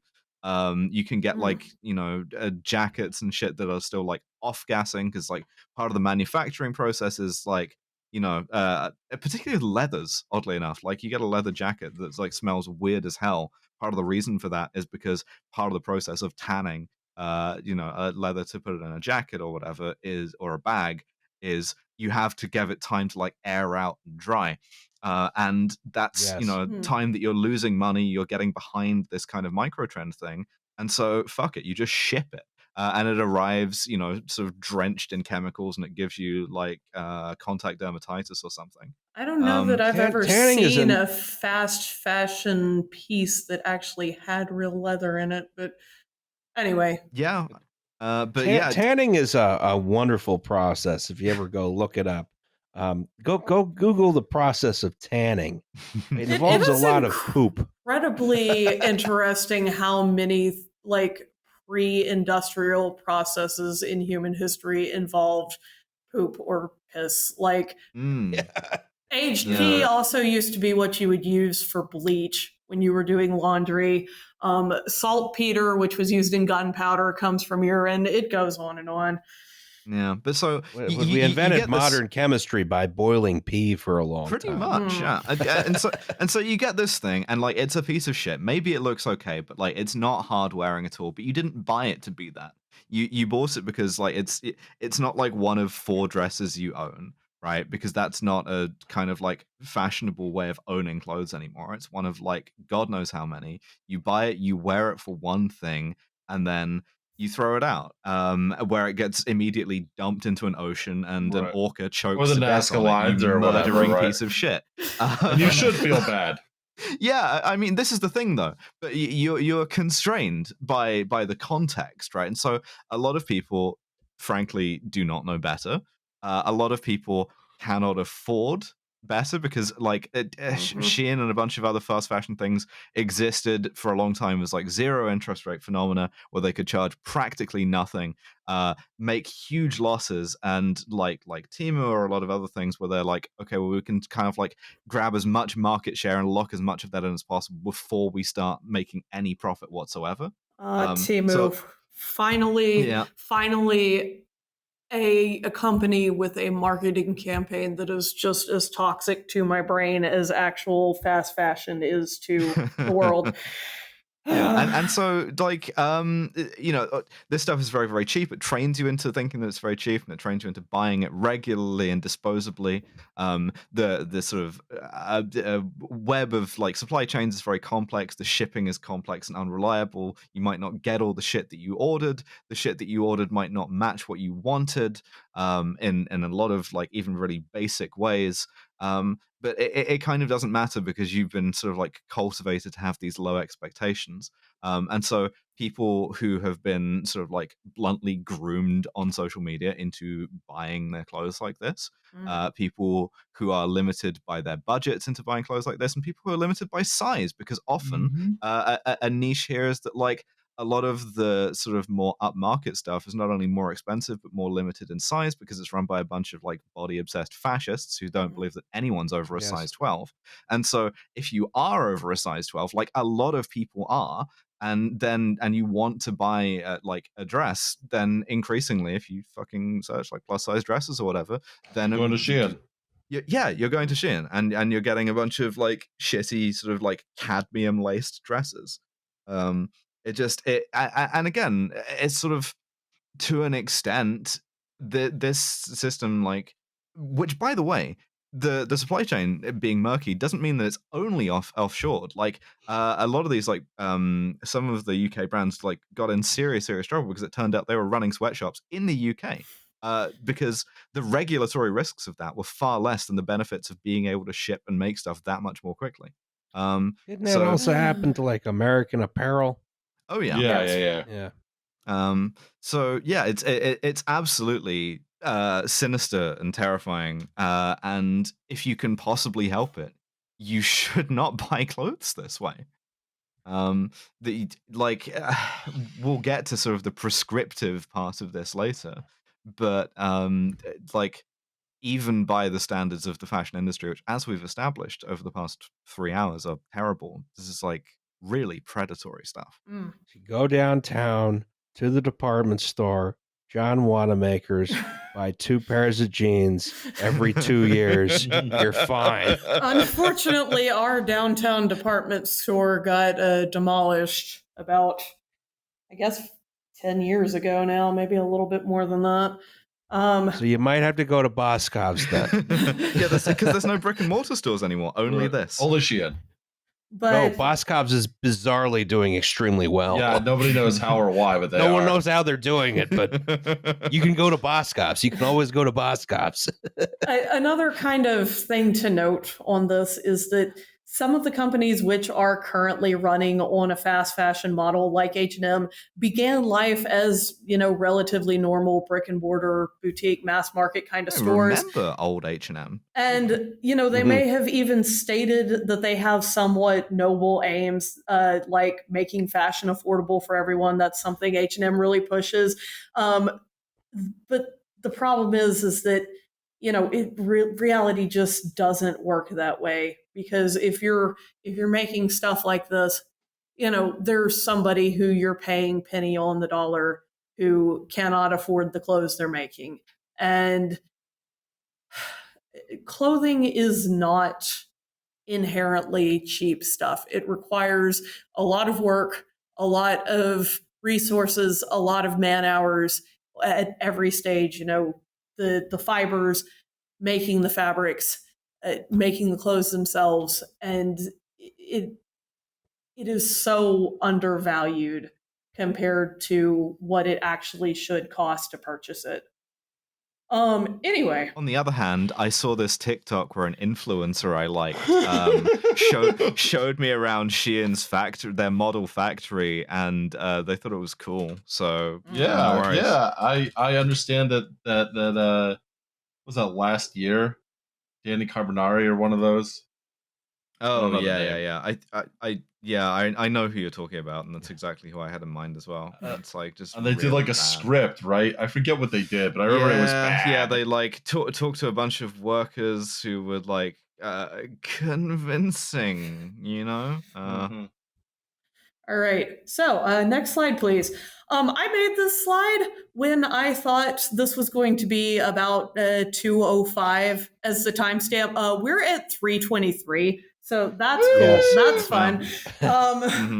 Anyway, moving on to the next slide, we're going to talk specifically about what is wrong with fast fashion. I thought for a second, looking at the preview of the slide, that this was a bunch of ground beef. And there was some ground pork over here. My hungry ass thought this was ground beef, etc. What this is basically the one item I have in my closet that was actually purchased from an H&M that it's gotten torn up, but I kept it around anyway, I guess in anticipation that I would eventually make this podcast.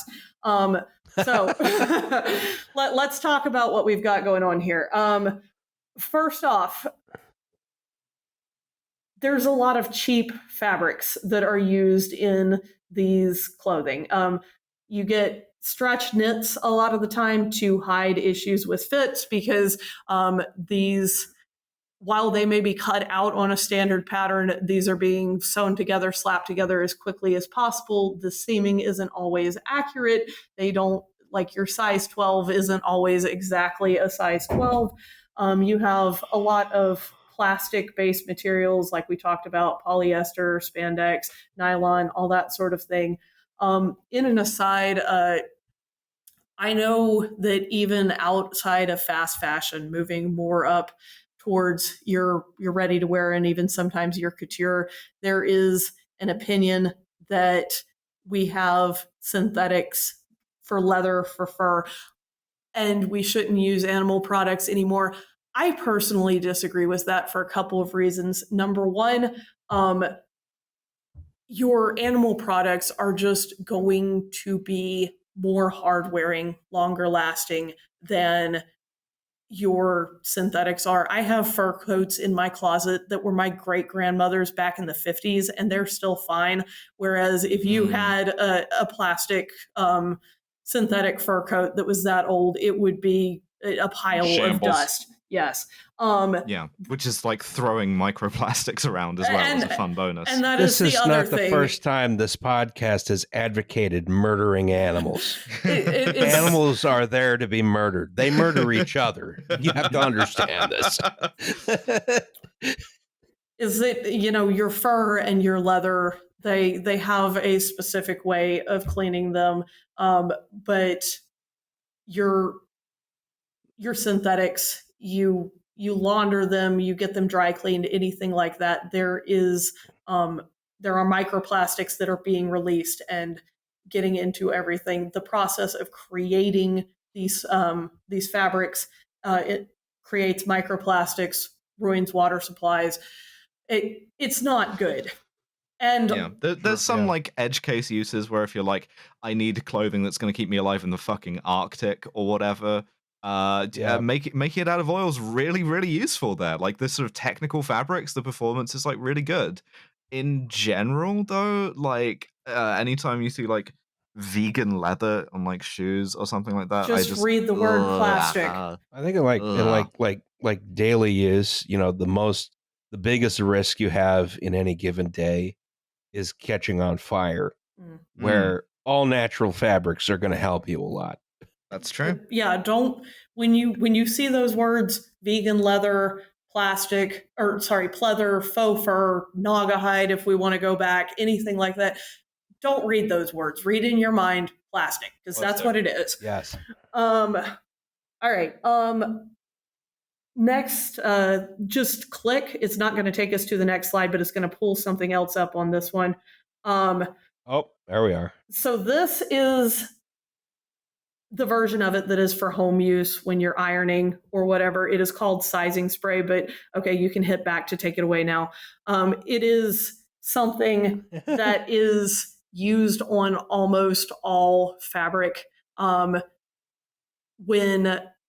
creating these clothes, because it stiffens the fabric up. It makes it act like a more high quality fabric so that it can be sewn, but it washes out on the first wash, and you're left with a garment that has very little structure, very little durability, any of that. And so now another key offender in why does my new clothing smell so weird? Indeed, yes. And there's actually Some sizings I am allergic to. I found out by getting a case of hives off of a shirt when I was like 7, so that's fun. So I have a personal beef against the stuff that goes above and beyond just the general beef. Anyway, so if you look at this shirt here, a couple of things we can see. Number one, the big picture. I've kind of drawn a cross on here that shows what the middle line down the middle of the shirt vertically and across the middle of the shirt horizontally should be. And if you look closely, you can see switch colors. That it is not evenly balanced. We've got a little bit more on the wearer's left side than on the right. And this is because this fabric was probably cut off grain, which we'll talk about in a minute. And as a result, having worn it and washed it a few times, it has stretched out of shape to make that side of the garment more stretched out. Then also, if you look at the insets here on the left, we have showing that we have some seams that are very small. And I believe what this is supposed to show is that there's some wear on this top left seam where I've worn this shirt maybe 5-10 times before it got that hole in it and I stopped wearing it. And that little seam there also is already worn down to nothing because this is paper thin, terrible fabric. Also, the picture of the kind of shoulder area where I'm holding it on my hand, you can see there's a hole, a run in the knit fabric that also got torn in there. Over on the right side, we have where you can see, hopefully, if you're looking at this on a large monitor, that we have two kinds of fabrics going on here. They're printed the same, but on the left side of the seam, is a knit or is a woven fabric, and on the right side, it's a knit fabric. And so that the interaction between those two and the different way that they stretch and pull is causing a lot of the issues that, along that seam where it's tearing itself up, because just being worn or being put in the washer with those two different qualities of fabric interacting with each other is causing an issue. This other shirt down here in the bottom right is a very similar design of having that kind of pleated yoke area around the neck set into a larger shirt. But this was made by Lee Jeans, and it is all woven fabric, and so it doesn't have that issue. There is some stuff that has been kind of frayed at the edges stylistically as part of the original design, but that shirt is 12 years old, maybe more, and it still wears just fine. All right, next slide. I didn't know fabric was like metals. You have two different kinds of metals. You will enjoy the next slide. Try and kill. Oh, yeah. There you go. All right. Oh, here we go. So we have my lovely hand-drawn diagrams here. We're going to talk about different kinds of fabric grain, and what cutting on the grain means. So on the left, we have woven fabric, which is kind of your basic idea of fabric that has threads running across in one direction, threads running up, and they are laced into each other to create a material that holds itself in place. This is examples of woven fabric that you probably wear.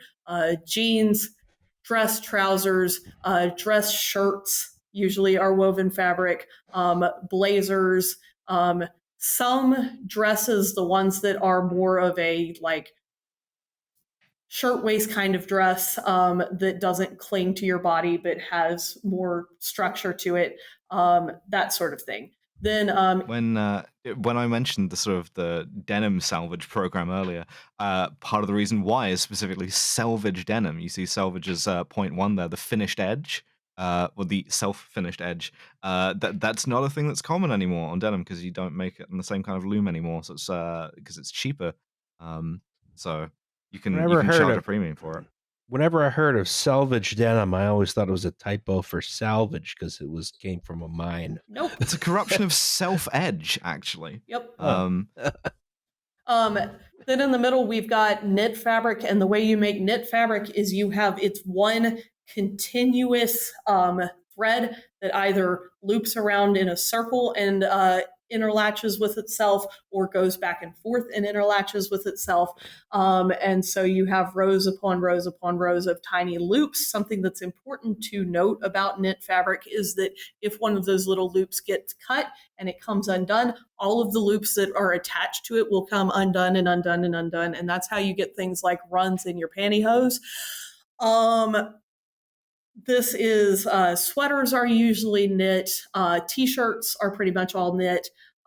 Socks, anything stretchy like leggings, all that kind of stuff. That's your knit fabric.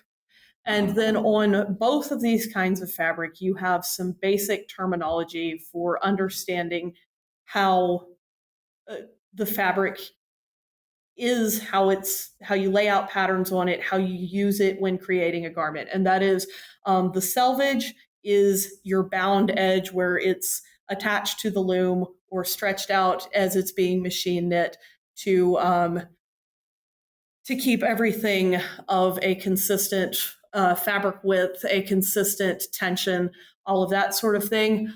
Some fabrics, it's a nice bound edge. Other ones, there are just little holes punched in there where the hooks would hold it on. It just kind of depends on the specific fabric. If you want to have a look at that, you can take a trip to your local Joann's. Then you have the lengthwise grain of the fabric. This is your long threads that run the entire length of the fabric in a woven fabric, but in both it runs parallel to the selvages. And this is your degree with the least stretch. So since gravity is a thing, when you create clothing, you want to usually put your lengthwise grain running down the length of the garment. You can see that on the pattern piece there. That is just kind of the front half of the front of a shirt. And you can see that the straight of grain, which is another word for lengthwise grain, is pointed out as running down the length of the front of that shirt. Then I noticed this is a pattern for your mom.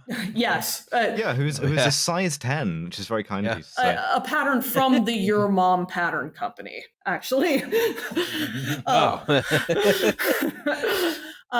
Then number 3, your crosswise threads are the ones that run across the from selvage to selvage. That degree is usually going to have a little bit more stretch.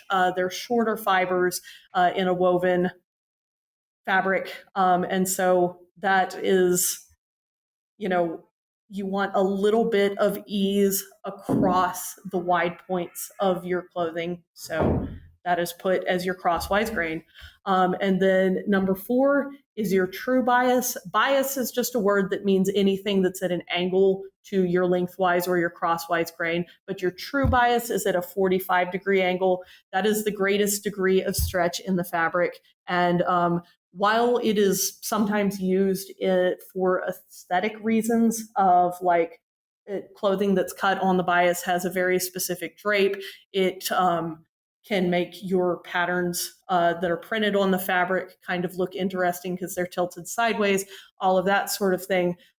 Generally, if you have the true bias or a bias running lengthwise down the front of your garment, it is going to stretch out and cause you headaches. And so what you get with a lot of these fast fashion clothes is they are cut in a way that straight of grain on the pattern, just because they're rushing and they're not paying attention to what they're doing. The straight of grain is not aligned with the actual straight of grain of the material. And so you get the tendency to stretch off center and diagonally and off to the side. And that creates what we saw on that last slide of one side of the garment starting to stretch and get bigger and whatever than the other. All right, next slide, please. All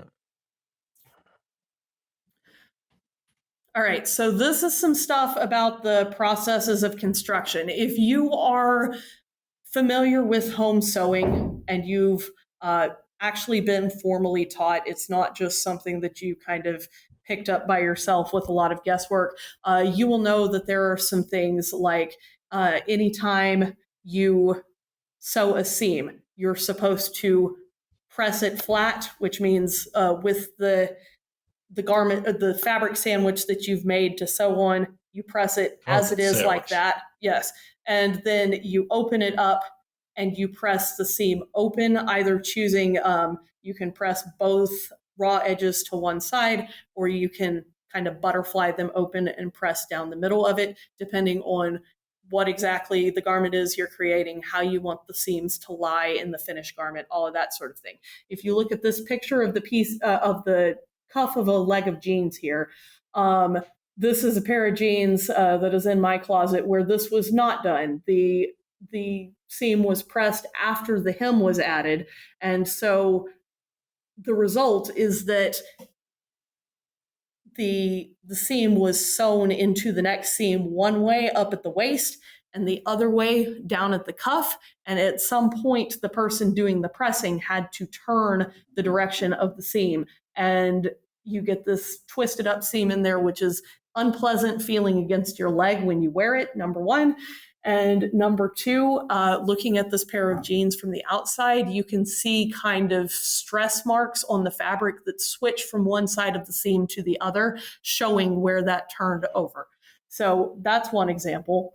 Then these 4 buttons across the top here, we've got 2 that are actually put on correctly. When you have a button that does not have a shank on it, which is a button, flat piece of plastic or whatever it's made out of. Some buttons have a plastic loop or metal loop on the bottom of them that you run the thread through when you're attaching the button to the fabric. If it is the kind that just has 2 or 4 holes in the plastic disc, you are supposed to create a shank from thread. So you sew a couple of loops between 2 of the holes, you sew a couple of loops between the other 2 holes, you have something like a toothpick in there as a spacer to keep the button lifted off the fabric, so that there will be space for the other side of the garment to button in. And then once you finish those loops, you pull your spacer out and you wrap a lot of thread around the inside of those loops to create a shank. Those 2 garments, the blue one is an older, probably union made, I don't remember off the top of my head, coat dress set that is likely 60s era, judging on the design. The other one is a pea coat that I got at JCPenney's in like 2011. And then these 2, the dress shirt and the red thing over here, are an example of how you don't put a button on, which is just taking a sewing machine and zigzagging back and forth between 2 holes and then doing the same thing on the other side. Yes, it is a lot faster, a lot less labor intensive of you don't have to sit there and wrap the thread around, but it also results in a button that is not, it's too close to the fabric, so it can't handle the stress of having the other side of the fabric looped around it for very long. It's not as securely attached, and so you wind up with your button falling off very quickly. And just as a note here, go ahead. Explains a lot about certain jackets I've owned. Oh, absolutely. Yes. It's not just that I'm a fat guy. Okay, good. And just as a note here, everything that I'm talking about is not a unique problem to fast fashion, but it does show up more with fast fashion. Like I said, the only real fast fashion brand thing I have in my closet is that H&M shirt, but these are all from my closet. But as a particular note, this red coat here is East German, and it is worse made than almost anything else I have in my closet. This is capitalist sabotage and slander. This is for export in order to sabotage the capital. Whichever like Volkswagen Betrieb this came out of did nothing wrong. Like East German manufacturing work to the highest quality. I love my Praktika. Did you buy this at the mic, please? Did you buy this at the Inter Shop? Come on. This is Präsenzfancisch is the material it's made out of, which is a kind of polyester, and it has like a lot of unfinished raw edges on the inside. It's a horrible piece of clothing.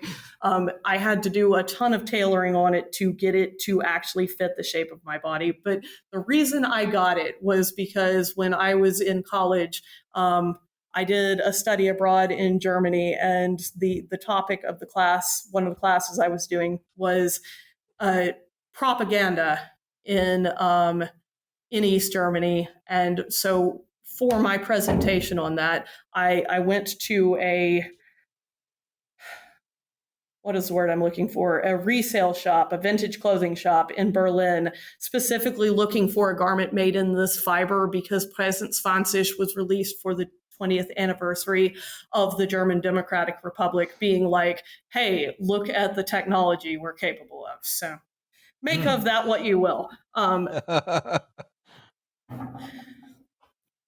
Anyway, the bottom half here, we have stripe and plaid matching, which is something that you have to pay attention to when you're cutting your pieces out for your garment. And once you notice this stuff, you will see it everywhere, and it will make your brain hurt so much. You can really see it with these two plaids over here. The black and white plaid is a dress I made myself, and you can see that the crosswise stripes on the plaid all match up at the same point versus this red and white tartan kind of pattern on a skirt that I bought. It's not even trying. They're not close to each other. They're set off from each other almost exactly halfway across the repeat. And then these stripes over here, the dress where they actually match up and make a good chevron, that is from the Limited. I think I got it back when I was in high school or college. And then looking at the shirt, it's not obvious at first because just kind of the way sleeves are with them being a curved edge being set into a curved edge. It's not always possible to make your stripes match up exactly, but the stripes on the left and the stripes on the right should be mismatched in the same way, and they're not. You can see. Yeah. They also seem to be different widths. That's probably just from it having been stretched out while being worn. I didn't press out all of this stuff or anything, so it's just kind of how it was hanging on the hanger. Anyway, next slide, please. So this is another one of those ones where it will really, really help your life if you're watching on a larger screen. But what this is, we've got a bunch of different size charts that I pulled from random places around the internet just by searching clothing size comparison. And these are all saying, or all supposed to be saying, what sizes in the US, the UK, certain parts of Europe match up to. But if you pay attention, you'll notice that I've circled the US size 10 in all of these, and what it matches up to is completely different. We've got some that say the UK corresponding size is a 12, some that say it's a 14, some that say the EU corresponding size is a 42, a 40, or a 38. Also, even irrespective of whether the sizing matches up to the on a table, like a lot of these brands are terrible at keeping two sizes themselves. Oh, we're getting to that.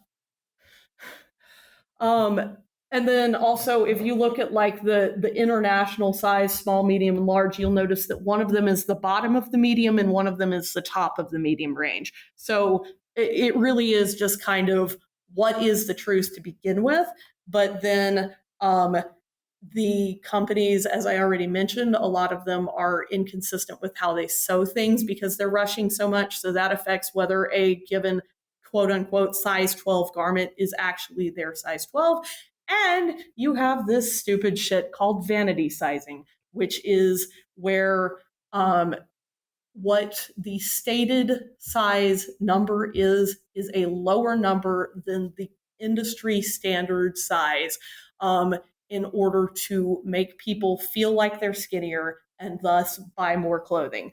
Again, not exclusively a fast fashion problem, but because of the fast fashion business model of so much stuff being sold online, so much of it being quick turnaround, it exacerbates other issues because it makes it where, if you order something online from a company that vanity sizes differently from how you're used to, and it comes in and you put it on and it doesn't fit, you try to return it, your online returns don't get restocked. They just get thrown away, whether they're free or not.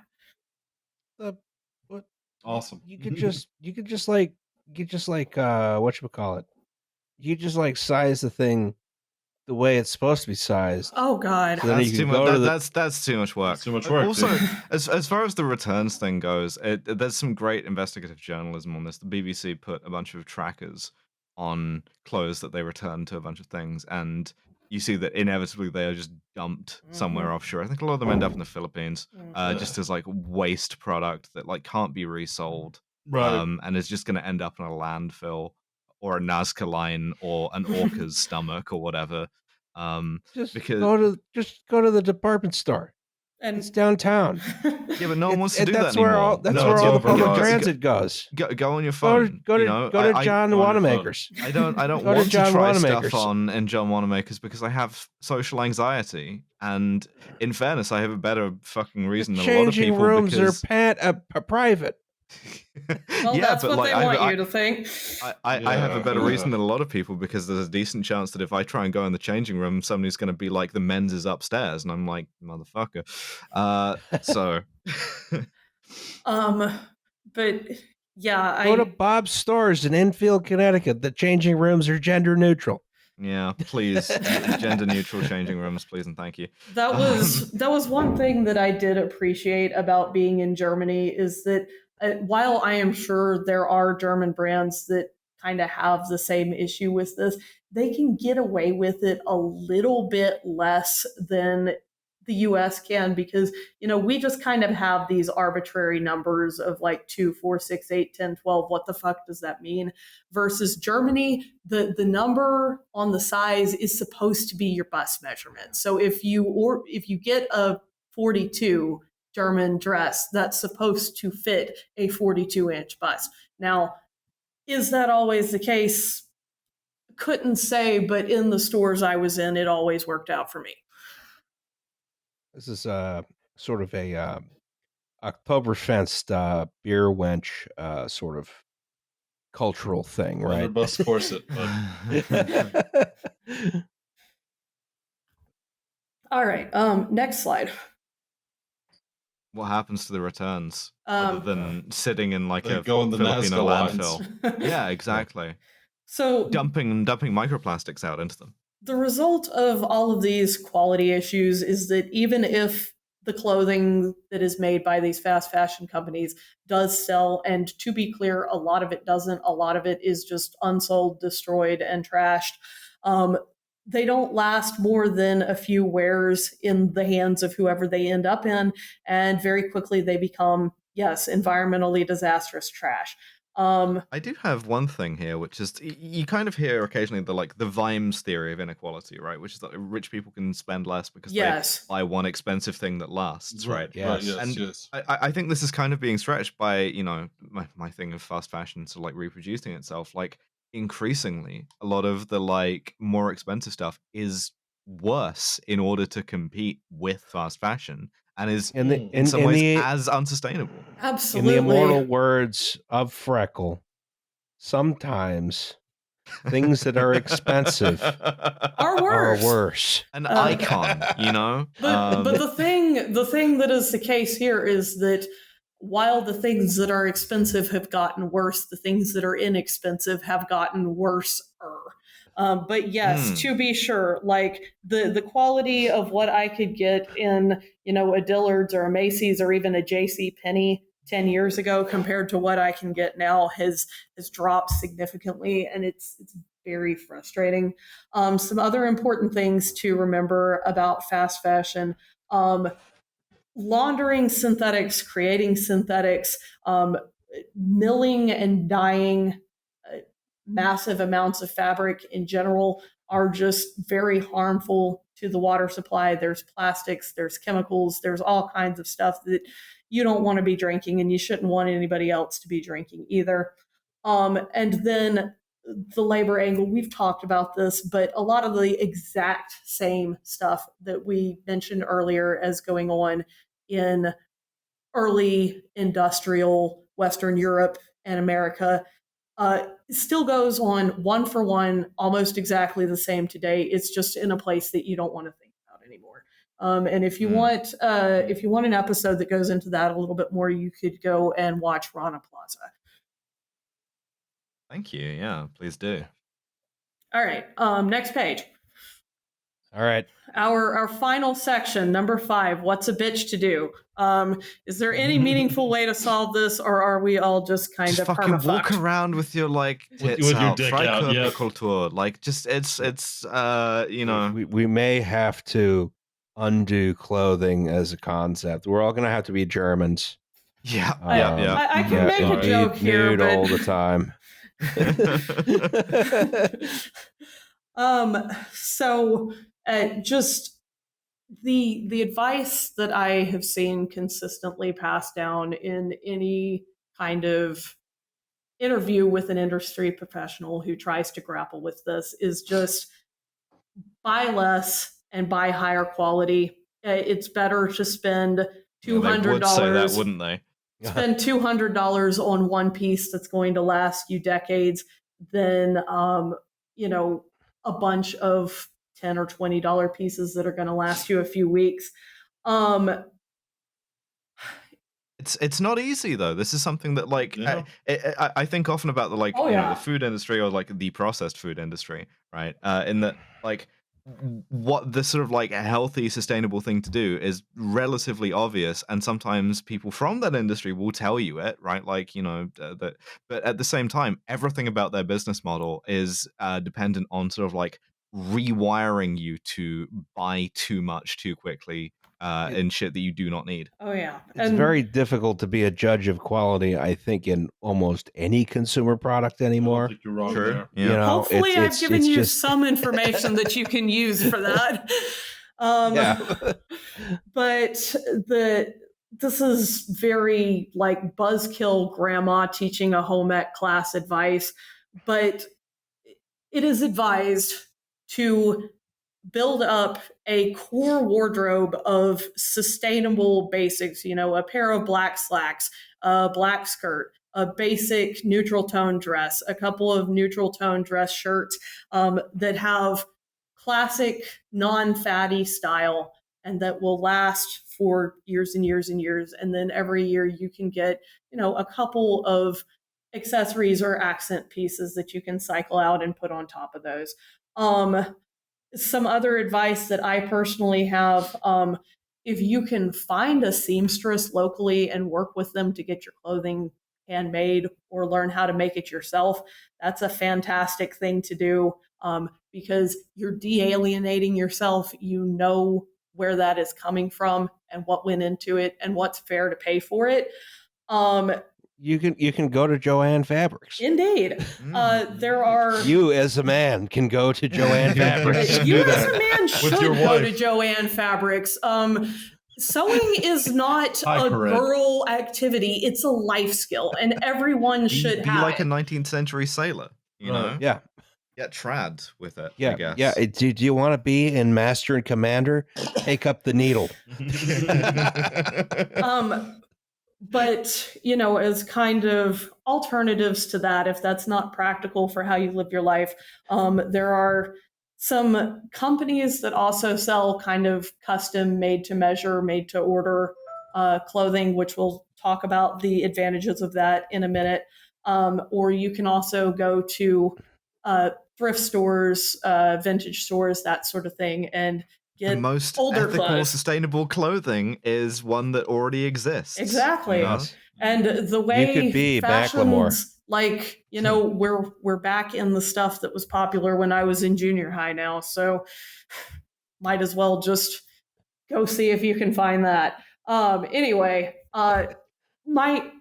whenever somebody brings this stuff up, there's always these people who will come back against it with, oh, it's a systemic problem. You're not going to solve it with individual action. And me. That's me. That is true. But at the same time, we as a society have to adjust to the idea that a sustainable version of our lifestyles looks different. Like, we are not taking the same actions that we would take if we're unconscientious of fast fashion and the problems that it carries.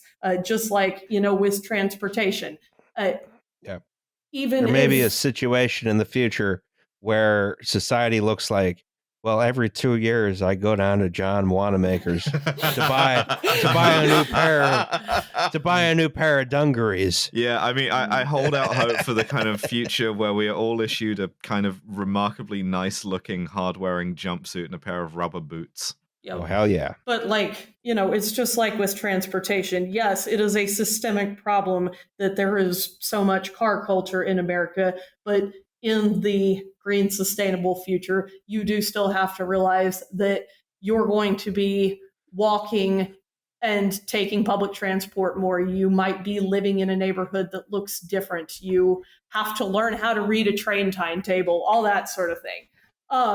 It's analogous. Anyway, next slide. So, yeah, there we are.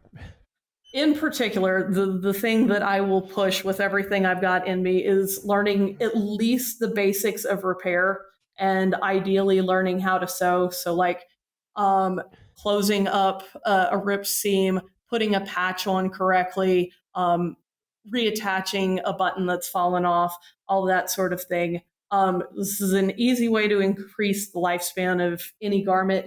And the other thing is that in terms of investment, a good mechanical here, meaning that all of the parts in it are not controlled by a computer, not that you are operating the pedal yourself as a treadle. It's still an electric machine, but a good mechanical sewing machine is basically indestructible with proper care. Like, they last 100 years or more. This one that's up here in the top left corner is my personal suggestion, the Husqvarna Emerald 116 and 118 series. Oh, man. But I want a chainsaw, Husqvarna. I got you. I want to repair my jeans, Husqvarna. Yep. I got you. Yeah. And if you make items for yourself or get them custom made, you also have control over the fit. And what we already talked about, there are many different techniques for tailoring clothing, tailoring the patterns to make sure they fit your specific body instead of just a general ideal of a body that somebody had 100 years ago. Having control over the quality and the style when you go to the Joann Fabrics, or when you order fabrics from an online supplier, or when you go to a locally owned fabric store, you can pick out what you want it to feel like, what you want it to be in terms of, do you want the synthetic mix or do you want the full natural fiber, all that sort of thing. For sure it wasn't from a sweatshop because you made it yourself. And there's no unsold extra stock that is being made and then thrown away. It's just the garment that you want is made and no others are. Next slide, please. Yeah. Now for the actual systemic part of this, which is the other half of this, is you need to advocate for labor protection, transparent supply chains, and better wages both at home and abroad. Any problem that's systemic requires a solution that's systemic, and there are definitely elements of this that no amount of individual action is going to fix. And it's also harder to buy those more expensive quality items if you don't get paid enough to rub $200 together at any one point. So, next slide. Yeah, this was my doomer post about it. Yeah. Which is what if instead of that, what you could do is simply watch helplessly as a bunch of clothes are dumped directly into a Nazca line. I put my line about how the most carbon efficient or carbon negative piece of clothing is one that already exists in the thing. Yes, obviously it is very good to do all of these things, buy clothes that are made out of hemp and tailored to you. And support garment workers unions and shop workers unions, and like do your best, right? Ganbate. But my thing is, like, in the time that it's taken us to record this podcast, 15,000 turtlenecks have been dumped down the throat of every orca in the world. It's genuinely like, I'm not saying this as a criticism exactly, and I'm not saying that it like refutes anything that we've just said, quite the opposite. But the scale and the sort of like sheer incoherence and waste of the fashion industry, the garment making industry, is such that it's really difficult to get your head around, you know. And I think the best thing that you can do about this is to like talk to people who do not know about this stuff. Like, this is the kind of thing that particularly you need to be talking to like your younger family members about. Like, you need to fucking make clear to your, you know, fucking teenage niece or whoever who is like very vulnerable to this stuff, that you should not buy your fucking clothes off of social media. And like it's a tremendously like unsustainable, but also like unrewarding and kind of like self-sabotaging way of living. And I think you got to buy fewer clothes. You got to buy those clothes at the big downtown department store so it doesn't get replaced with condos. Yeah, slap the phone out of your kids' hands and like make them live off grid, homeschool them, live in a cabin like the Unabomber. Bad news. You can't go to Amazon.com anymore. You got to order from the Sears catalog. I don't know about that, but I mean, I do have this kind of bubbling suspicion within me that for many reasons, the responsible minimum age for social media is more like 25 and not 13. But that's another podcast for another day. Yeah, I think it is. It's just a question of like this stuff is ultimately going to change when the way the economy works changes. How that happens is kind of like, you know, the sort of central political question of our age, which is why hasn't fucking the thing happened yet? Why haven't we entered the cool zone? I don't know that I have an answer for that. But I think all I can do, and all I, you know, have ever been able to do, and somehow this is like rewarding and lucrative as a job, is to like have conversations about it and to try and like take those conversations to a place where people go, I didn't think about that before. And now I'm like kicking that outwards to you, the listener, to be like, no, you have to go and talk to people and be like, hey, did you know that it's, you know, this dress that you bought and are now going to throw away is probably made entirely out of like uranium. Yes. Uranium in the blood of orphans. Yeah. It's going to kill an orca. And I know you think they're assholes because you watch the Attenborough documentaries where they eat seals, but we need them. Don't buy your clothes. It's time to take the family. It's time to take the family downtown to shop again. It's time to bring them back. Woodward and Lothrop, Gimbals, Strawbridge and Clothier, Marshall Fields. Podcast. All right, let's go to this last slide. Let's talk about our further reading here, which is just there's so much of this that I wasn't even able to get into as deeply as I wanted to, because we're on our number 4, like we're at 407 now, which is cool, and it's still, there's so much that we could have touched on and didn't. This first book here, Worn: A People's History of Clothing, was one of my big resources for the historical section. It's just got a lot of extra detail we don't have time for. The sewing books I mentioned there, they are all good resources for beginner sewers. Or another option you have is taking a class either at Joann's, or you can look for a local sewing machine shop. A lot of those are locally owned businesses that, what you're giving to them is going to the locally owned business and not to, some corporate entity that takes 90% of it and pays the teachers way less than they're worth. In particular, if you live in Houston, McDougall Sewing, they are family friends. I would recommend you go to them. Then we have White Hot, which is the Abercrombie and Fitch documentary I was talking about. That is on Netflix, like I said. The History of New York's Fashion District article has a lot more interesting information about the history of the area. That was one of my sources for the 20th century section of the presentation. The Adam Marine's Everything podcast was one of the things that first tipped me off into this subject, 5 or 6 years ago to begin with. And just in general, stuff from Adam Conover is usually pretty good. He has a different channel now that has some other podcast about fast fashion on it that would be worth looking into. The article from Attire Media, Understanding the Fast Fashion Supply Chain, just kind of another more in-depth look at what we talked about in the presentation here.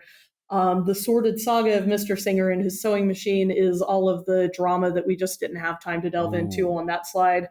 Grown in Argentina, packed in Thailand is a video from a YouTube channel called Brit Monkey, which talks about global shipping in particular and supply chains. It's talking in the context of food, but a lot of the stuff that it says also applies to fashion. Although I would advise you to go into that noting the intersection with what these things actually mean, right? Like he mentions, that it's easier to farm pears in Argentina where they've got their economy more pointed towards agriculture. But, think about what that means, especially considering what we talked about earlier with how much it sucks to work on a family farm and all that sort of thing. And then I've mentioned this, I think, at least 2 times in here already, but the Rana Plaza episode of this very podcast, just this shit happening right the fuck now in places you don't want to think about. So that's my bit. Yes. All right. Excellent. Madame X, do you have any commercials before we go? Other than this? Yeah, like I already said, take a sewing class, take it at a local sewing shop. If you live in Houston, go to McDougall's. Do not contact me on Twitter. Do not contact me on Tumblr. Do not contact me on Facebook. Do not talk to my mother ever. If you think you know her, no, you don't. No, you don't. So much for coming on. You're welcome, folks. If you need to buy clothing, go to Kaufman's or Montgomery Ward or Lit Brothers or Roz or Snellenberg's. All right. End the podcast or I end your fucking life. The podcast is over. Thank you.